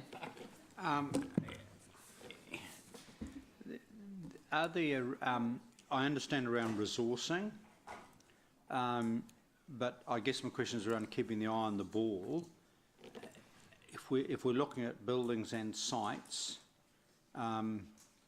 we've made an assumption that things have certain heritage protection where in fact they may not. Is there any sort of glaring, or can you circulate glaring examples? And I think to a degree the workshop might have covered one or two, where in fact there's no protection whatsoever. So as we've talked about before, there is heritage protection on quite a number of buildings in the city, and there are character overlays. That stuff is in place. There are currently heritage and character provisions in the district plan. So there is protection for a wide variety of buildings and places already. That's a hard question to answer because it comes down to your perspective on these things. There are a number of people who are very active in this space who would say there are some obvious ones. But again, that's really what that work is there to do, to assess what we've currently got and to assess what else could be worth considering to go onto that list. I'm just worried because under the previous council we had the heritage panel under the excellent leadership of Gordon Chestnut. They did some really good work. I'm just worried that the danger around delay and when people, advocates such as Anne McEwen and others, come into room, I want to run out the other side because I'm not quite sure how I can answer them, because compared with some of the other TAs, have we taken our eye off the ball in this area? I'm just thinking there could be some points where, in terms of momentum, really. Some people might say that we are delaying this too long, but I guess that I would go back to the fact that we still have 120 or so buildings that are protected right now. But there are people in the community that do feel that there are other buildings that we need to consider. This is not taking this conversation off the table forever. It is pausing it and putting it into a process where we consider all of the proposed plan changes, and then the council can make decisions on prioritisation. So in a nutshell, in March, what could I expect to kind of see? And I respect totally about the resource allocation issue and the huge pressures you're under. So what we'd like to do is look at all of the pieces of work that are on the table, how they work with or support the different strategies that we've got going on. For example, the Hamilton to Auckland corridor, and how we go about sensibly prioritising those pieces of work. So you'll see everything that's on the table and where staff think it would lie, and then we can workshop priorities for council. See, the only worry about that, and I'm not going to necessarily oppose this motion because I do get resource, is if we compare ourselves with Auckland Waipa, I'm not getting a clear understanding in March of if I'm wanting to move the heritage, what I'm going to get. And I might be outnumbered. I might be the only one on this council these days that cares about this. I mean, what exactly is going to happen in March? I mean, how... In other words, in terms of the heritage area, in terms of identifying what more we need to do around protections, what more we need to do around district plan, etc., and there'll be different views around this table, I just want to have a sense of that. I totally get that you have got so many things to do at this point. So the work that you're talking about is part of the heritage plan change work. So that is work that will happen once the council decide that they want to go ahead and do it. Once we put a tick in the box next to heritage and character plan change.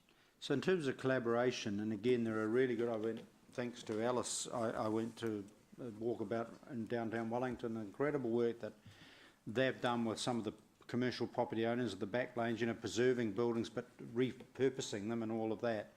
If we take the heritage, the Victoria streetscape, are we going to get some idea, because there are things that you sort of do through district plan and there are other things you do by good design panel, I think, and interaction with developers and encouraging, I'm talking about the range of levers, the range of tools you use. Yes, so if you're asking about the urban design panel, so the heritage panel was included in the urban design panel. There is heritage experts on that panel. In fact, the people that were part of the assessment panel for the next heritage conversation that we are going to have today in terms of the allocation of the Heritage Fund came from the Urban Design Panel. The Urban Design Panel is a voluntary panel. People choose to bring their developments and ideas and designs through that panel, but they are absolutely there to provide support for heritage and do. And I would suggest it would be a really good idea in one of our workshops for all councillors to have a really good look at where this design panel could assist us, I suspect, in a lot of this. Sure. Thank you. Councillor Angela. Thank you, Mayor Andrew. I'll move when you're ready. Just a question. All those So four. you're going to... I'm teasing. I'll be quick. You're going to I approve deferring this, but you're going to come back to us in March when you've got an idea of other known plan changes. Are you planning to make this into a one variation rather than a whole plethora of different, because it's very expensive? I know we can't bundle private plan changes obviously in, but I've sat through these over the years and they take a really long time and cost an awful lot of money. And that's part of the conversation that we want to be having. What makes sense to bundle and what doesn't? Yeah. How do we maximise the efficiency and minimise the impact? And the other aspect to it is that you start pulling things in different directions. What's the impact of a plan change over here? And the other aspect on top of it all is the presentation that Jen and Blair just did regarding Greater Hamilton and potentially leveraging urban development authorities and so forth, so they could have the same effect as a plan change, but using another mechanism as well. So getting a little bit more time under our belt gives us an opportunity to consider what the other vehicles are out there, which might help with some of the cost considerations that you're referring to as well, Councillor Angela. Yes. Do we have cost built into the new budget for these plan changes? That's the reason we've got this paper up to date. We do. Some. We definitely have budget for Because plan some changes. of these, like the but- regulatory and effectiveness and efficiency program, was dealt with in the long-term plan to be handed onto management, so you'd have, an eye on that. Yes, absolutely. But the landscape is changing quite quickly, so we want to make sure that the list and the costs match up with the budget that we have. Yeah, okay, thank you. Councillor Gary. Thank you. Jen, am I right in saying that by definition, this only ever attacks someone's property rights? Because a person who is willing to abide by someone's subjective view of what is heritage and what is worthwhile Councillor keeping. Gary, you're trying to make a political point through your No, question. I want to find out exactly what this does. And I've spent 4 years trying to find this out on this council, and I still have never got an honest answer. Yeah, today's another day in that 4 years because there isn't an answer. It does protect in some ways, and it does not protect in others, depending on what side of the fence you are on. So I just think it's a broad political question, and it's not a real question. Excuse me, we're in a political... This is called a city council that people get elected to. Gary, have a look at the staff recommendation on what we're actually looking at today. Yeah. And it's nothing to do with it. It's just delaying the whole thing. It's not... Your question to Jen is not a fair question for Jen to have to answer. Okay, the point of my question was that any delay we do will help a person who is about to get squashed by the... Gary, have you got another question? There isn't an answer to that question. It's you giving your opinion. Do you have another question? No, my point is, any delay on this will give some guy out there or some woman out there with a potential heritage building some respite, would it, until such time as the rule is made? Well, I think it's been clearly pointed out by Jen, there's 120 protected buildings at the moment. This is going to, we are going to get to this. It's just that there's a lot of plan changes coming through and we have to prioritise them. So, and that's what we're voting on today, is whether we put this into that system. We're not debating the merits of the policy. Well, Martin was. Well, he's different. Okay. Martin's special. So we've had a mover, we've had a seconder. Do you have any other questions? Okay, so the seconder was Paula, Councillor Paula, sorry. So all those four? Any against? Hang on, stop, wind it back, we have debate. Councillor, Deputy Mayor Martin. I want to say that I hope in March, I think two things I'd really think it'd be really useful using our workshops to have a really good look at what our design panel does and can do, and that is around a collaboration as well. So picking up Councillor Mallett's property rights issues, we should be acknowledging and identifying some developers and owners of buildings who are doing some really good stuff, and the next item I think is a good example where there's a bit of a good collaborative relationship. We had a heritage panel which I think did an excellent job, and I totally commend and miss actually former Deputy Mayor Gordon Chesterman for his leadership in this area. I have a huge worry that we take our eye off the ball. I want to keep up in our minds the Rafferty's house and the before and after. Does anyone think the owners that we lost that, albeit I acknowledge the at least saving of the chapels? And I also recognise we can have all the statuses we like in this country, unless you own something, you can't ultimately protect it. So what I guess I'm saying is that I'm really looking forward to March and what that means. And I would say to this council, we are in danger potentially of losing other buildings if we're not careful. We had some examples, but that is as it is. Totally understand about resource allocation. All those for? Any against? Carried. You're against? Can you call it? I do that as to make the point that No, hang on, no talking after the vote, sorry. Okay, can we... Andrew, just need to call it for the live stream, please. No, Sorry. just need to call it for the live stream, please. Yep. Yep. Sorry, we re-voting? No. Just let Becca speak, please. Yep, so the motion is carried. Councillors Gallagher dissenting. Okay, item 16, page 64. Alice, welcome.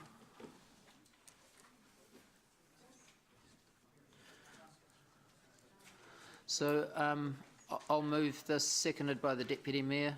Can we thank, would you entertain that we thank the design panel for their assistance, because they've done a really good job? Is that through the chair to Alice, is that the correct, is that, I want in this motion to receive the report. It's been done under delegated authority. Deputy Mayor, thank them. We can't go backwards. It's finished. Okay. Well, with respect...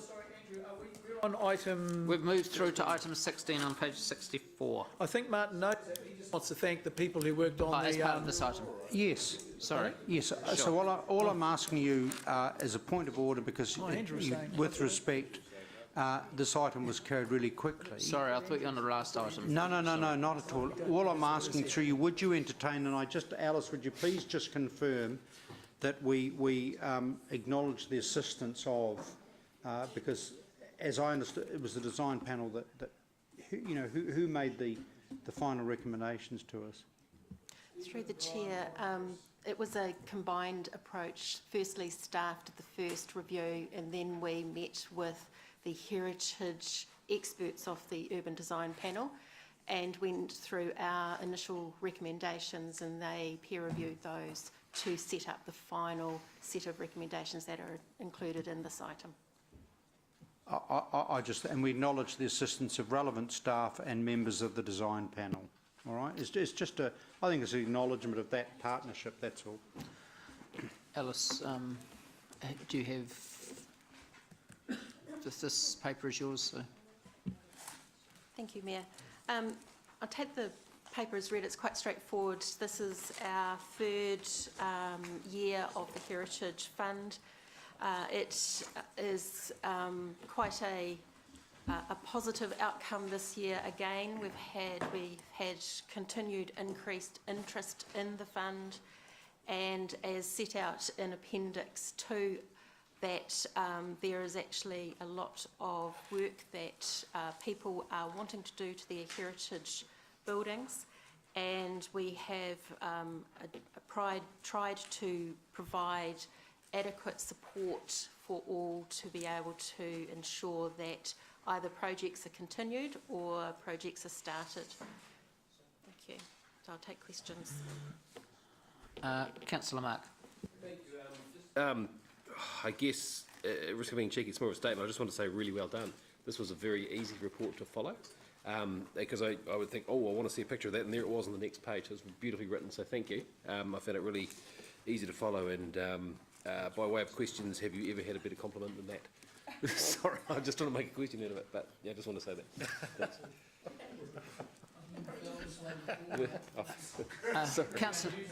Councillor Siggy. Mayor Andrew, and thank you for the report. I actually enjoyed it too. I'm not really into heritage. Well, I should be into heritage, but look, just one question is, I looked at, you know, the costing of some of the projects and how much we gave them. So I just wonder, how did the people feel about it? Some of them got quite a bit less than they needed to, or they was fine, they were just grateful to get some of that money, or how did that work out? Because you're working with people that own the buildings, so. That's right. We have spoken to all applicants with regards to assessment and that they may not get as much. They, up to today, we haven't shared that with them in terms of the amount that they may, because it will depend on today. But they're all aware that they may put in a request, but they may not receive the total amount. But all have been understanding and welcoming the support that council is giving them through this fund. Oh, wonderful. Because I assume previously they've already put some of asking for funding in previous rounds, or is that for them the first time, or all are mixed? So there's a mix. What we have tried to ensure is that people who have been supported previously, that we are continuing to support the projects that they are doing, so that we can have a completed project. As you can see through the cost of restoration of heritage buildings, it is expensive. And what we have done in terms of talking to potential applicants and owners of heritage buildings is provide us with the bigger picture and then stage it so that we can understand, because it's more beneficial, in my opinion, that we continue to support so you have an end result rather than dipping in and out. You've also got some applications that are starters, first time rounders. Okay, well, thank you, well done, that was great. Councillor Angela.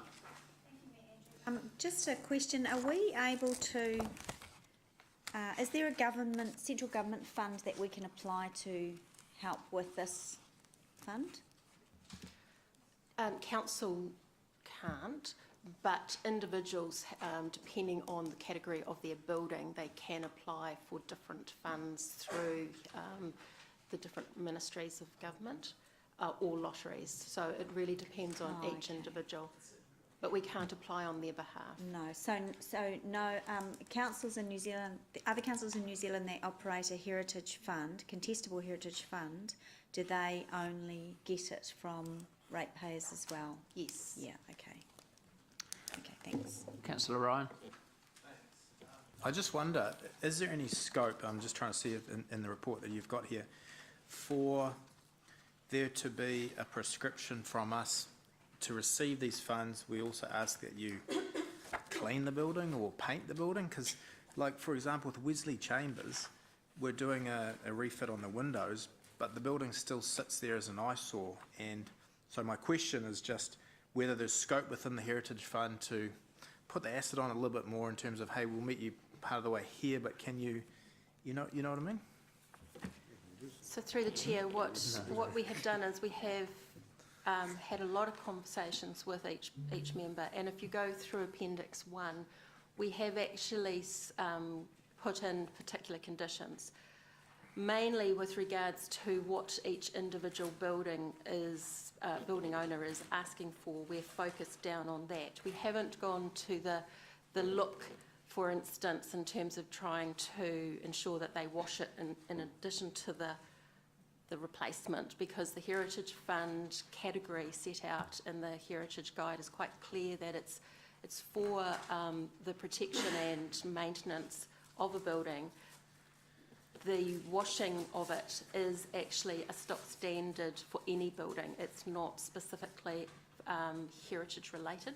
So what we're trying to drill down on is that added extra cost that is placed on an owner of a heritage building to support that cost. So for instance, those windows for Wesleyan Chambers, that's just one set of windows and that's 20,000. So the maintenance of the washing of that building would be no different to a non-heritage listed building. Yeah. Yeah, but I'm asking, is there scope within that policy to put some additional things in there? Because essentially they're getting a handout, and those buildings in particular sit on our main street. So I don't think they're actually, I think that would be unfair in the circumstances of the criteria that's set out in the So it's beyond the scope of the guide. Yeah. Thank you. Okay, we've got a mover and a seconder, so all those for, any against? Carried unanimously. Thank you, Alice, for the work you do in this area. Thank you, Jen. Okay, if we can go to item 14, we've got the City Solicitor Lachlan waiting here, which I wasn't aware of. I didn't realise what paper you're here for, sorry. So, page 54.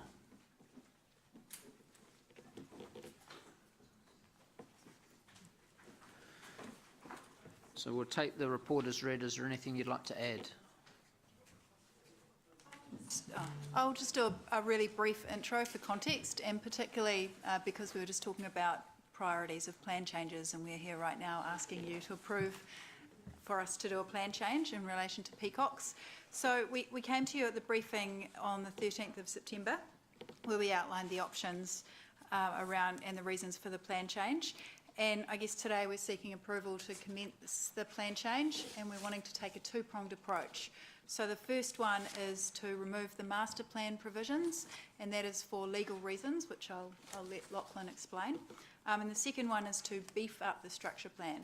And beefing up the structure plan provides us with certainty, particularly around the community facilities and the transport or the roading networks or corridors. So in terms of priorities, with the Peacock program, obviously we've got investment there and we're wanting to move quickly. So doing this, it makes it easier for the developers to do business with us and to get their consents away. And providing that certainty with the second part of the plan change, with beefing up that, enables more certainty for consenting processes and things like that to ensure that we've got good community outcomes. So I will hand over to Lachlan and Paula to take questions. Sorry, Paula, could you just introduce yourself? I should have got you to do that straight away. Paula Rolfe from City Planning. Thank you. And yeah, I think we know who Karen is. Hi everyone. So Paula generally manages the plan changes, project manager, and was heavily involved in the district plan process. Councillor Angela. Thanks, Mayor Andrew. Is a plan change something that's also under the Hasher Act that we can move quickly on, because these things don't move quickly? No, this is not a Hasher-related plan change, so we're not talking about a plan change in the context of a special housing area. This is your standard, bog stock standard plan change under the RMA. But just on the question of moving quickly, I think that it's an important point, and that's one of the reasons why the recommendation is that the changes to the Peacock structure plan area be taken in two bites. So there's really two distinct issues that are going on here. One is, and this is the first bite, the first plan change, that's a change to remove some master planning provisions which are contained within the district plan. And there is a technical legal problem with these master planning provisions, and it's just a bit unfortunate, but the provisions were effectively made operative through the plan change process right about the time that two decisions came out of the Environment Court determining that this kind of master planning technique was in fact ultra vires or unlawful under the RMA. So we're playing catch up really to tidy up the master plan provisions and get them back into line with those court cases. We see that realignment of the master planning provisions as being hopefully relatively uncontroversial. It is a plan change that's necessary to get back into line. Whereas the second part of the plan change strategy, which is a second plan change, would be the more substantive plan change, which would represent a fresh look at the overall structure plan in Peacocks, and it might, we suspect, attract more public participation and potentially opposition. So that's why the master planning remedy has been separated out from the rest of the remedies. Yeah, that sounds like a really good approach. So we will, with separating them out like that, that will help us manage some of those risks, and we of course will be mitigating in advance by talking to those parties involved, because it's often actually the back end, it's the appeals, isn't it, that really drags it out. Yep. And then we're in risk of timing provisions with our financial plan, with the funding, with everything then. That's correct. Yeah. Yep. So, as I say, the hope, expectation is that we can advance the first stage of the plan change with the master planning provisions, get them stripped out, and with any luck, avoid any appeals whatsoever, and get ourselves into a fresh state.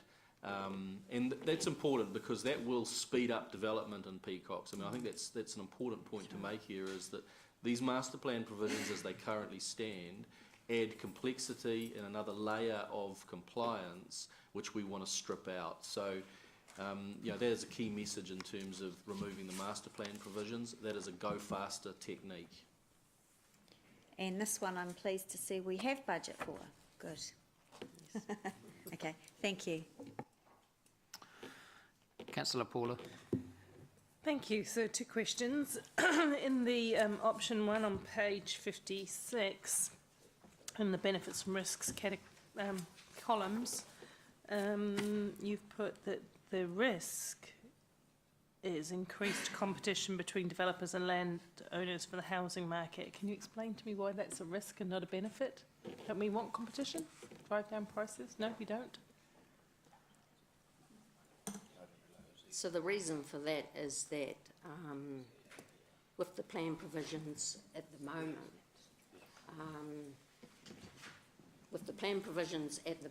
there's the opportunity for less development happening because of the master plan provisions. So you've got the opportunity to actually have more development by more developers. I understand that. Master plan That's process. why I was confused by this, because I would have thought anything that expedites the process is actually beneficial at driving the right kind of competition in the market. Isn't that what we're after? Whereas those words say it's a risk to have increased competition between developers and landowners for the housing market. I'd have thought that was an extreme benefit. Perhaps it's an opportunity. Okay, so we probably need to articulate that slightly differently. Yeah, thank you. The other question I did have is, because I think it's always relevant to ask the damn full question, but so I understand what you're saying, Lachlan, about the master plan and how it's ultra vires, not very helpful and cumbersome and all of that kind of thing, but can someone please articulate to me the reason why a master planning approach was undertaken in the first place? What was it trying to achieve that has changed?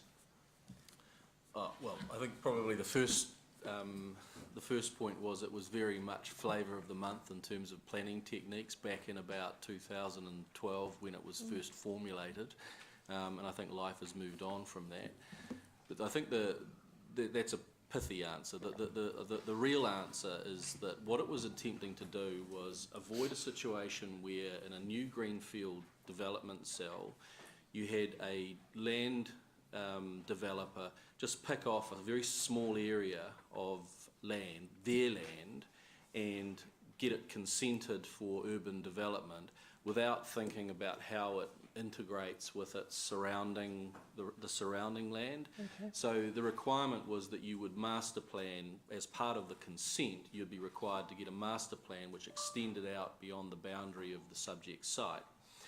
Now that's, so the theory goes, that makes a lot of sense, that you get an integrated land use pattern and you know, one side of the street is talking to the other and all the rest of it.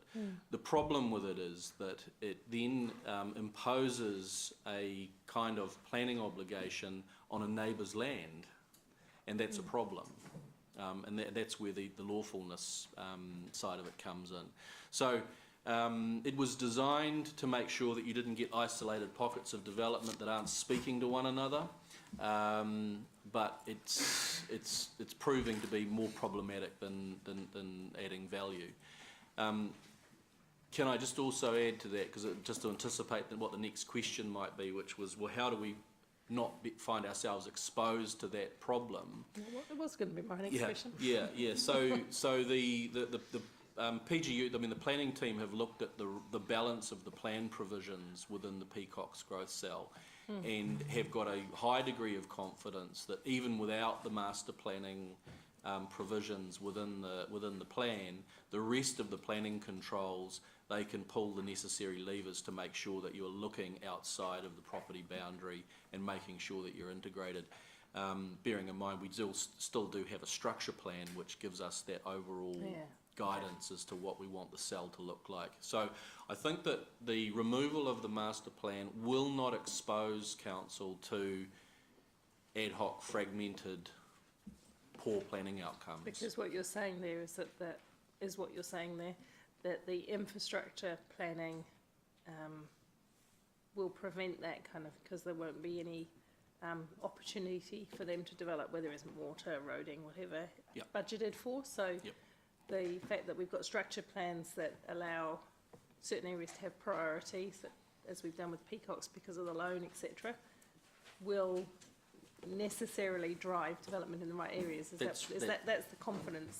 That's right, and I think also since the structure plan was put in place, we now have all of these transport, or many of the transport routes designated in terms of the Southern Links process, so we have more certainty about where that critical infrastructure is going. Thank you. One final question then, in terms of private development agreements and things, or opportunities for private individuals to invest in infrastructure, does that now make it easier for someone to come and say, oh, I don't know, theoretically they want to pay for the swale in Rotakauri to get the next stage off and running? I don't know that they do, but if they did, if they came in, would that be helpful, or would it be like a curveball to council?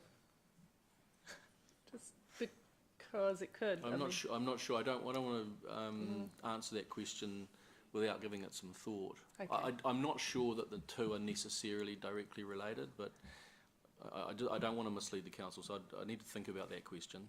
Okay, I want to think about, I guess where I'm coming from with that is just to make sure that we're providing sort of the ripe ground for the right type of development, but also allowing new investment opportunities if necessary, so long as they're not going to drive up costs for council.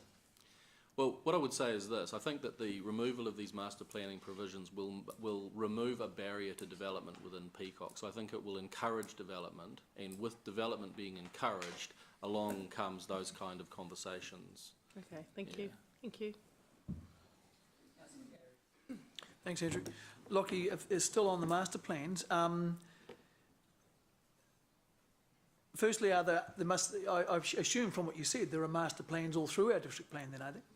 Not all through, but they are in other places. There's a few remnants up in the Te Rapa North area that will eventually need to be taken care of, but you've already signalled that you're interested in reviewing those Te Rapa North provisions. That came off the back of your approval of the Perry SHA, because you wanted to review the allocation of industrial land in Te Rapa North.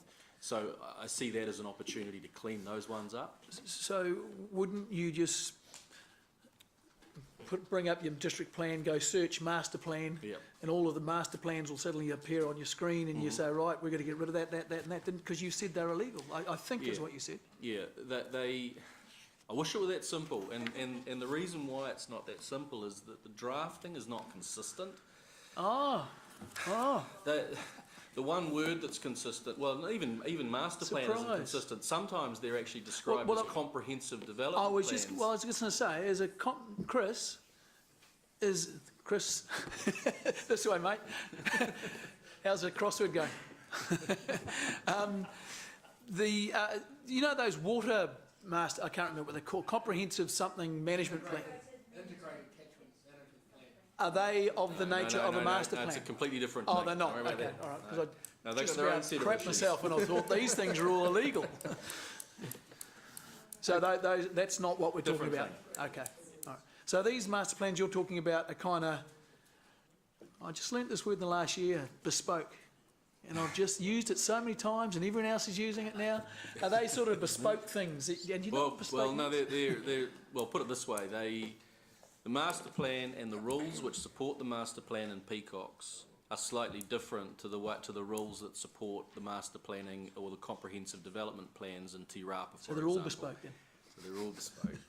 Okay, but they all need to be gotten rid of. don't Eventually, they? we need to tidy them So up. what is the trigger that, I mean, now that we've identified, sorry, and this is a little bit off this topic, but now that we've identified there are things in our district, more things in our district plan that don't work, I presume, are we not required to get rid of it? We know there's something wrong with our plan. Yeah, and I mean, the point is, the council is, there's work. So we are going through There is that work being done at process. the moment, and in the broader context of the series of plan changes that are being explored at the moment, and this is one of them. Okay. There is also the purging, if you like, of this problem. So pretty simply, Councillor Gary, you are correct. That this is tidying it up. Thank you. But that's, yeah, okay, so that's one of the issues here. Okay, cool. Yep. Thank you very much for that. Moved by councillor Angela, seconded by councillor Rob. All those for? Any against? Carried. We will now move. Thank you, gentlemen. Thank you, Paula. Thank you, Karen, and thank you, Lachlan. I just want to keep going because I've got members who have to get away. Is there a process just going on in the background? Sort these things out, is there? The master plans? Yeah.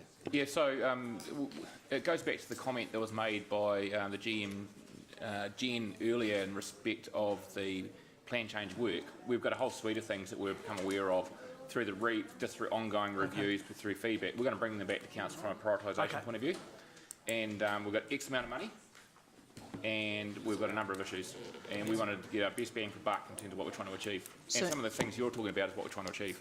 So members, I've got people who want to get away, and so I'm just trying to power through this. So are you There's 12 okay? of us sitting around here. So are you okay if we take item 17 and then we've got just recommendations from CNS and stuff that we fire through, and then we go to public excluded and then we have a break? And that at least covers off for the members who need to get away. So we're on item 17, page 101. It's Ken Cunningham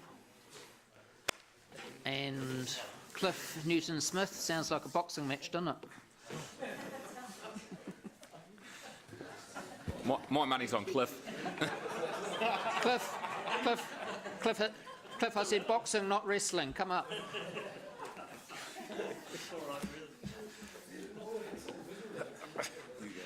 Okay, thank you, gentlemen. So we'll take the item as read.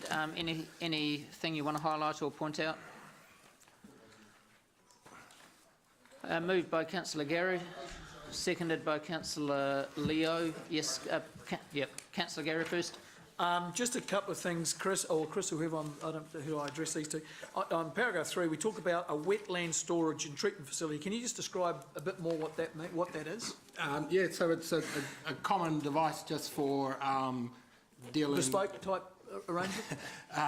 They're very common now, so... So's that word. Yeah, so you'll see plenty of them around the city. So it's where you can store stormwater, but it also treats it with planting, so it cleans it up before we put it back in. So is it an artificial structure, or is it? It's a pond, basically. Oh, it's a pond. It's So a, like it's a shallow pond. Same sort of nature as a swale is, but not through.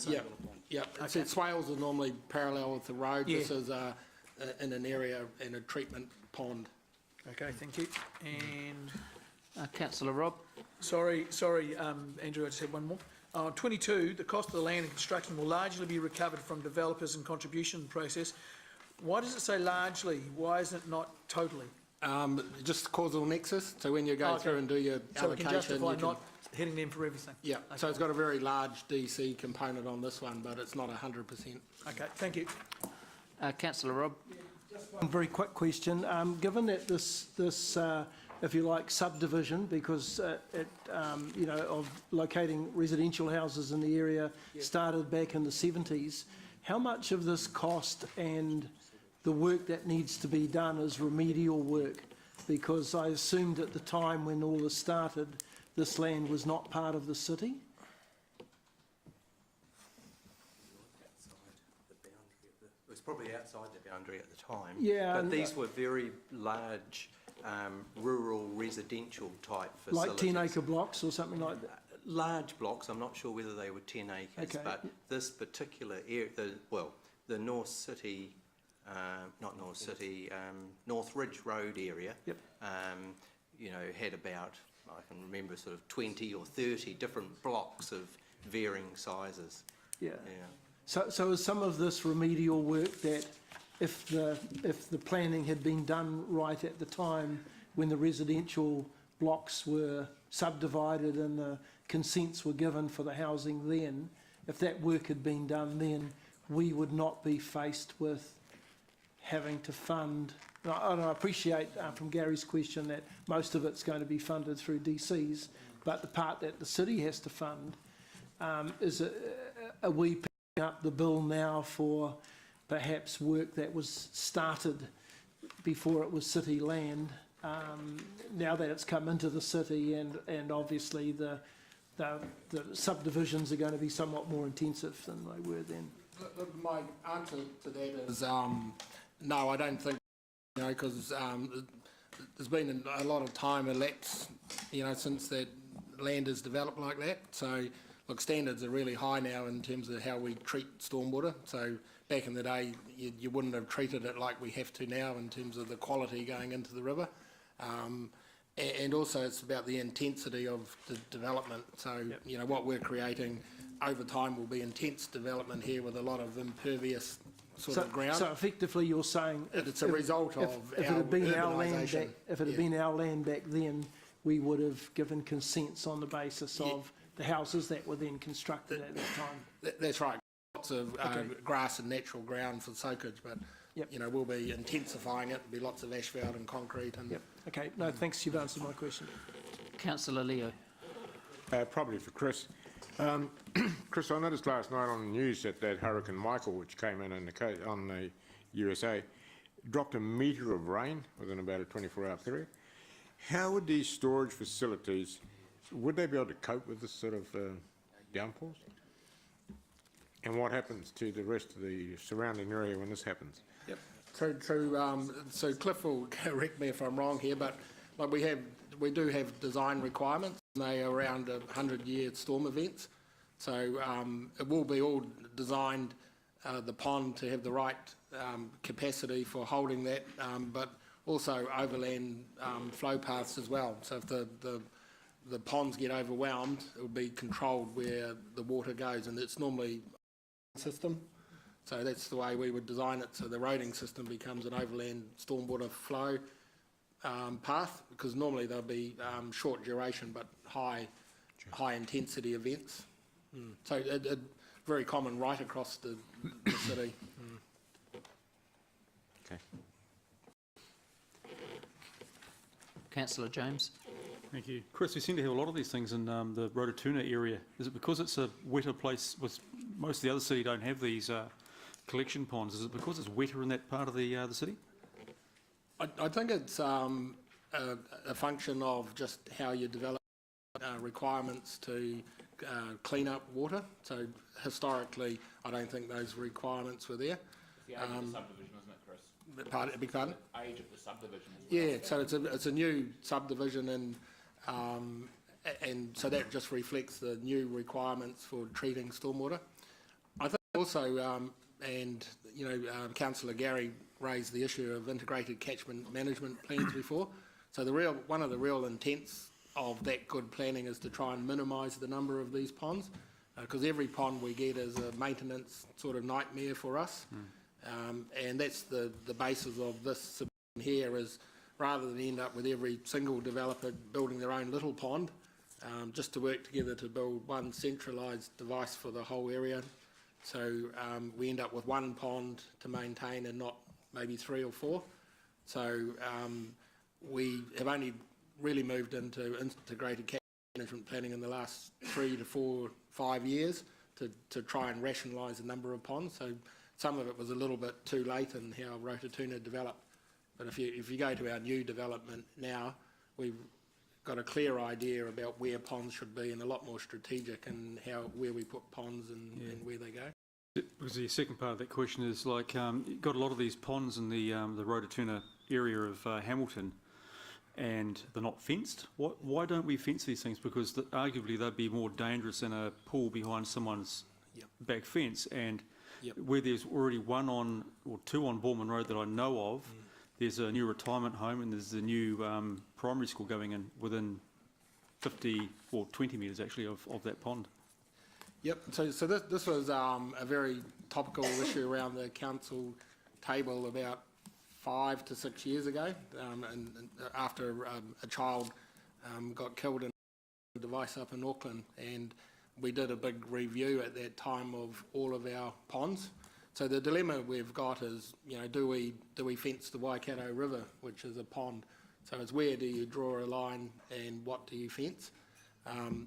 The answer to your questions in the design of these ponds, so they're carefully designed, so if people fall into them, particularly children, the slopes and the batters are such that they can climb out of the ponds.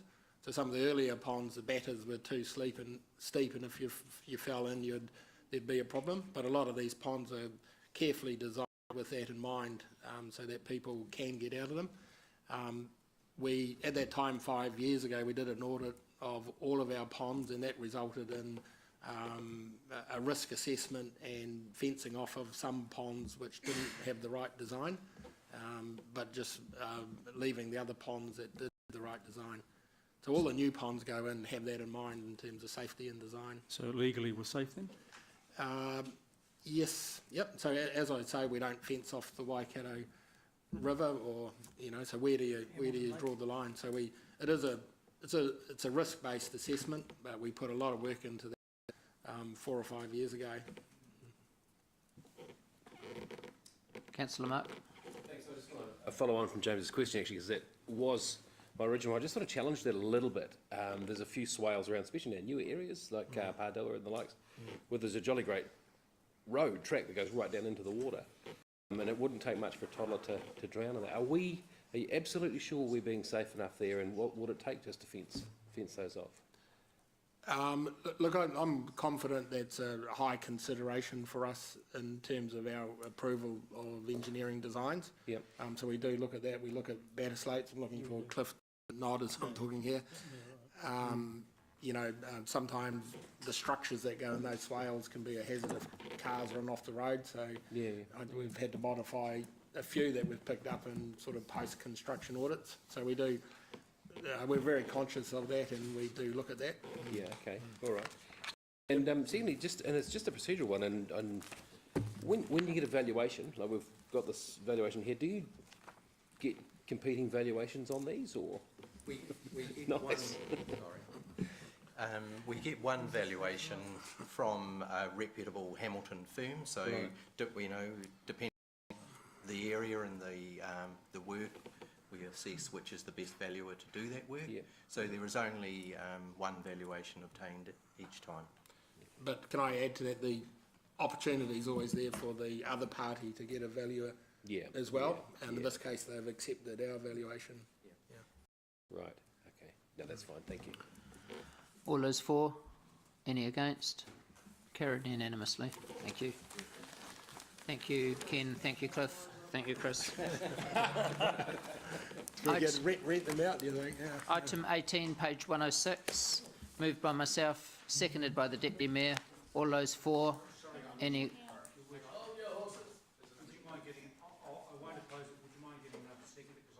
Sure. Seconded by Councillor Jeff. All those for? No, Mayor Andrew, Sorry. Apologies. Yep. Okay, so we're on page 106 on item 18.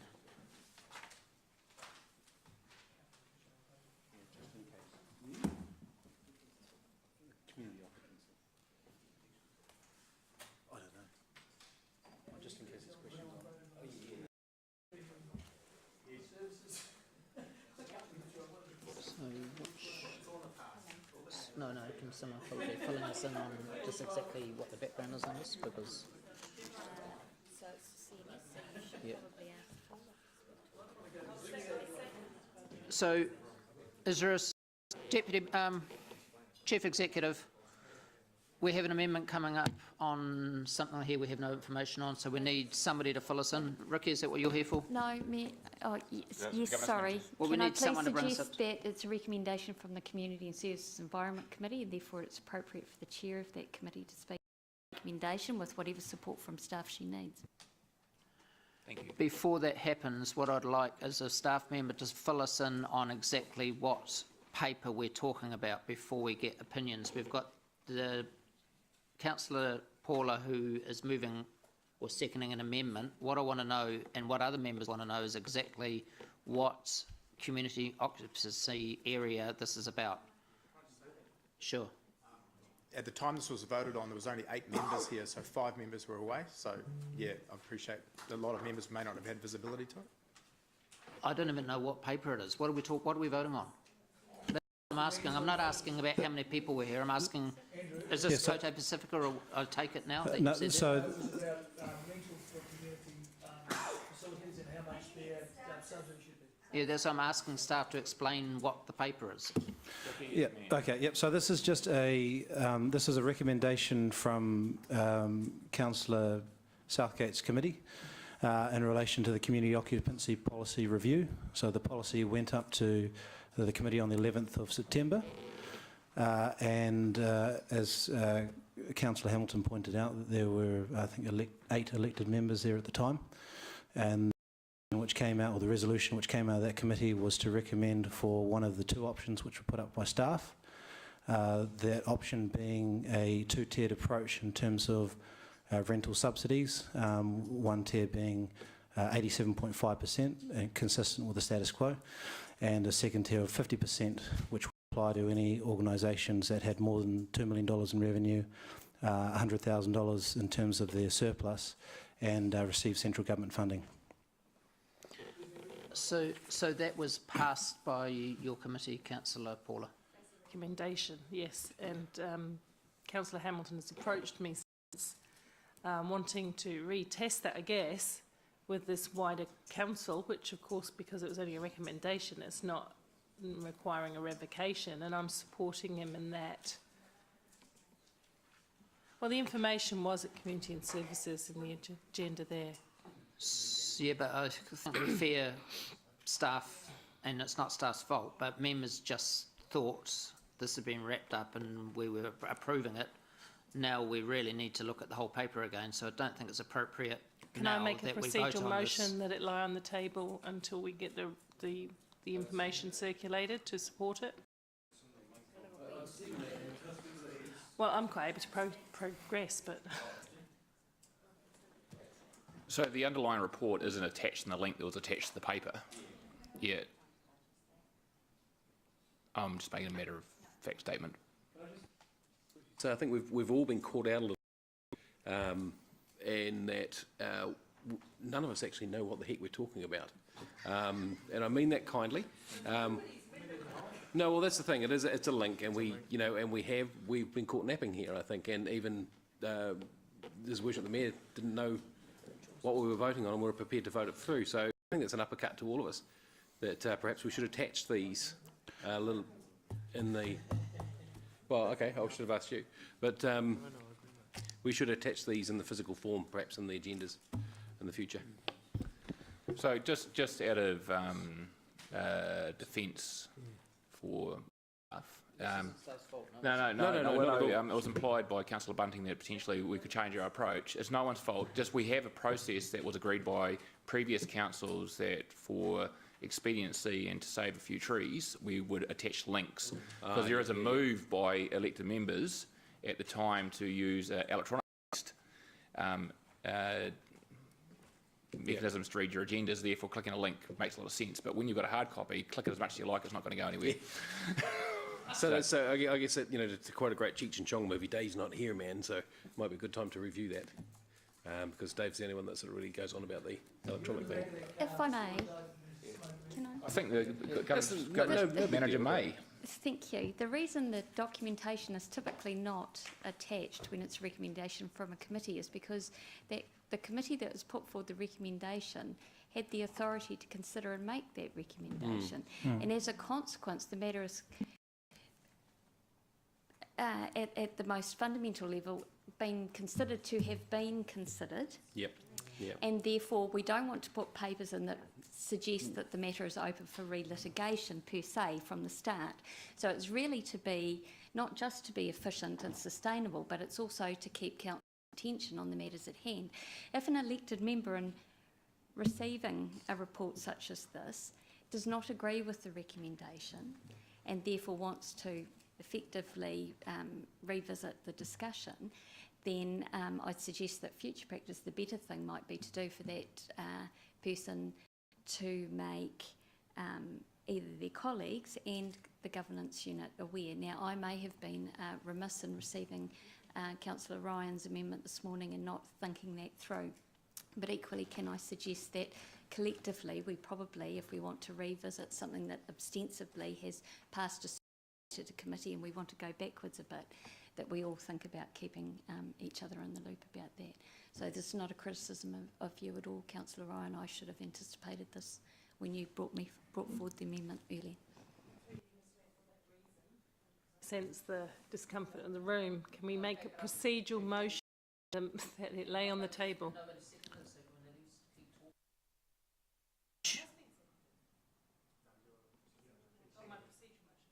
Well, you're the chair of this committee. You've got your head all around this. You've moved as you seconded the deputy chair.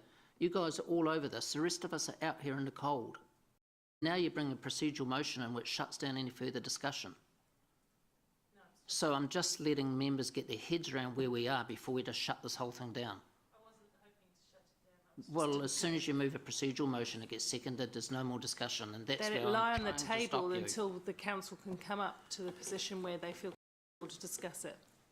The only way to stop this now is a procedural motion, but I just want to make it clear, you guys are running this committee and this has been dumped on the rest of us and we just didn't know it was coming. And we're all just, and so I just think even if staff had known, they could have been ready to go back and take the paper, bring the paper back to us and re-explain. Yes, yes. With respect, if you're approving a recommendation, you've got to know what the recommendation is. So nothing's been dumped. This has all been a transparent process. That's why I just said, I think because so many members were away, potentially this hasn't had the visibility of it, and that's all I'm just trying to do, so that we make a robust decision on this, that's all. I'm just trying to do another To Leanne, the option could very well be that we return this recommendation to the committee, and then we can have the thorough discussion. I do acknowledge there was a low turnout day for legitimate reasons, but to the governance manager, I mean, I'm quite relaxed. I know what I'm doing, but if there were a number who were absent and feel they don't have. I'm not going to speak directly to your point about people being absent and how they address their view of topics, Deputy Mayor, to keep myself safe. What I am going to say that the options in front of you at the moment are a procedural motion to refer the matter back to CNS for a conversation and further recommendation to Council, or a procedural motion to refer the matter to the next meeting of Council. Yeah. For a decision, or to continue with the motion that's on the table. I reassert my desire to place a procedural motion that it be referred next council meeting, because we're around the table and fully understanding. So we just vote on that, right?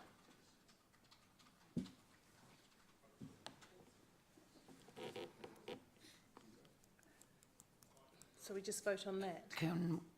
We've already had a briefing on this, and we've been talking about this for probably 6 months lead-in from my memory. Procedural motion, there was no discussion. No one seconded your procedural motion at this stage, councillor. And until they do, people can still talk. So we have, okay, Ryan just seconded it, so. Okay. Before I seconded it. So I think we need more than a paper like this to come back. We need a report to come back with it so that we can get our heads around where we are, because this is a really big decision.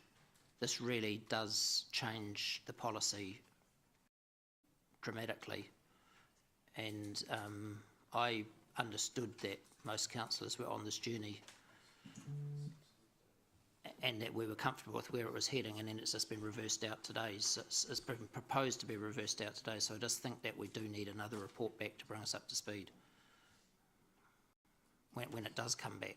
So, and yes, there is a link here, but I'm not connected. I can't. We're not all of us are fully connected electronically, so and that's no one's fault. It's apart from my own for not having researched it, but I didn't expect the change to be coming at this meeting.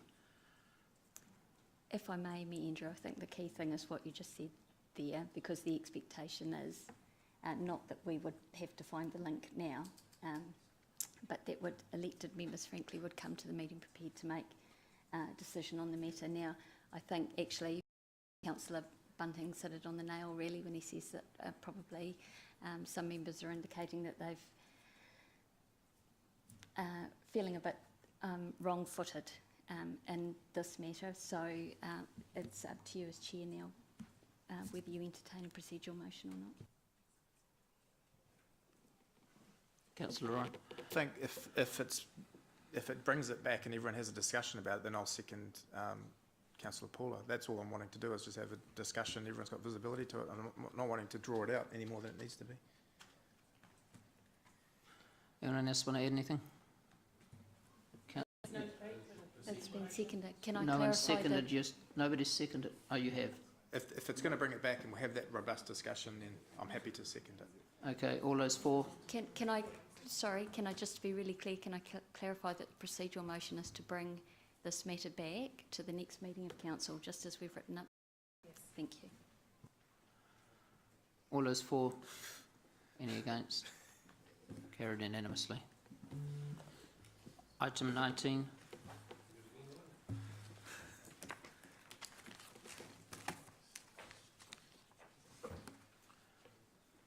Do we have a mover? Moved by Councillor Ryan.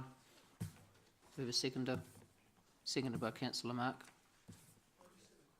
Yes. I can't remember what this. I can remember what the last one was about, but I can't remember what this one was. Can someone just quickly remind me what it is, and I can probably bang, because I'm pretty sure I was at this meeting, because I was certainly at the that meeting, and they're the same meeting. So what's this one about? This was, from my understanding, because this wasn't my item, but from my understanding, it was an update to the policy in relation to the changes in funding from the long-term plan. So the amounts that are actually in the policy in relation to the grants were revised to be consistent with the 10-year plan. Yeah. Okay. Yep. Deputy Mayor Martin. Can I just be really helpful around procedure? And I've been around a long time. One thing you do, and it's not a criticism of you, Paula, at all, but when we talk about our standing orders, what you would assume is that the chair of the relevant committee would report this to council.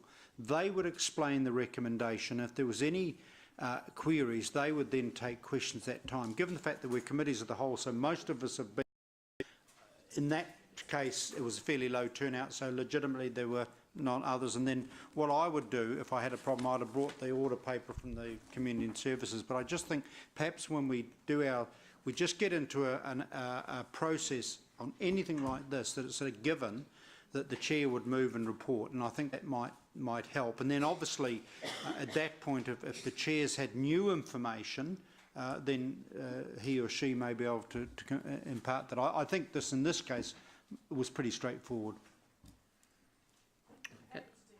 Yeah. Approached me, yeah. so that's where it came from.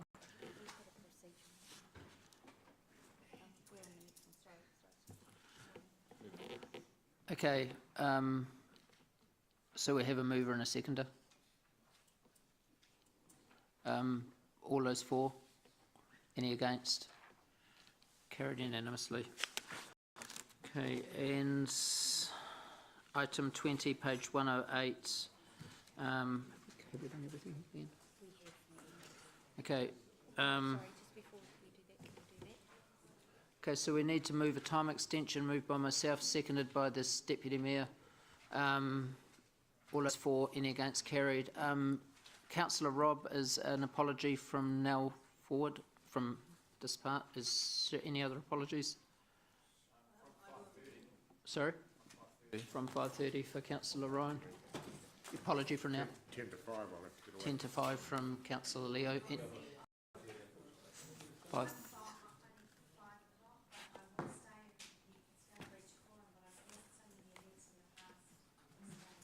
Okay, so you're and Councillor Angela at 5 o'clock. So if we can just keep a quorum here, that would be responsible.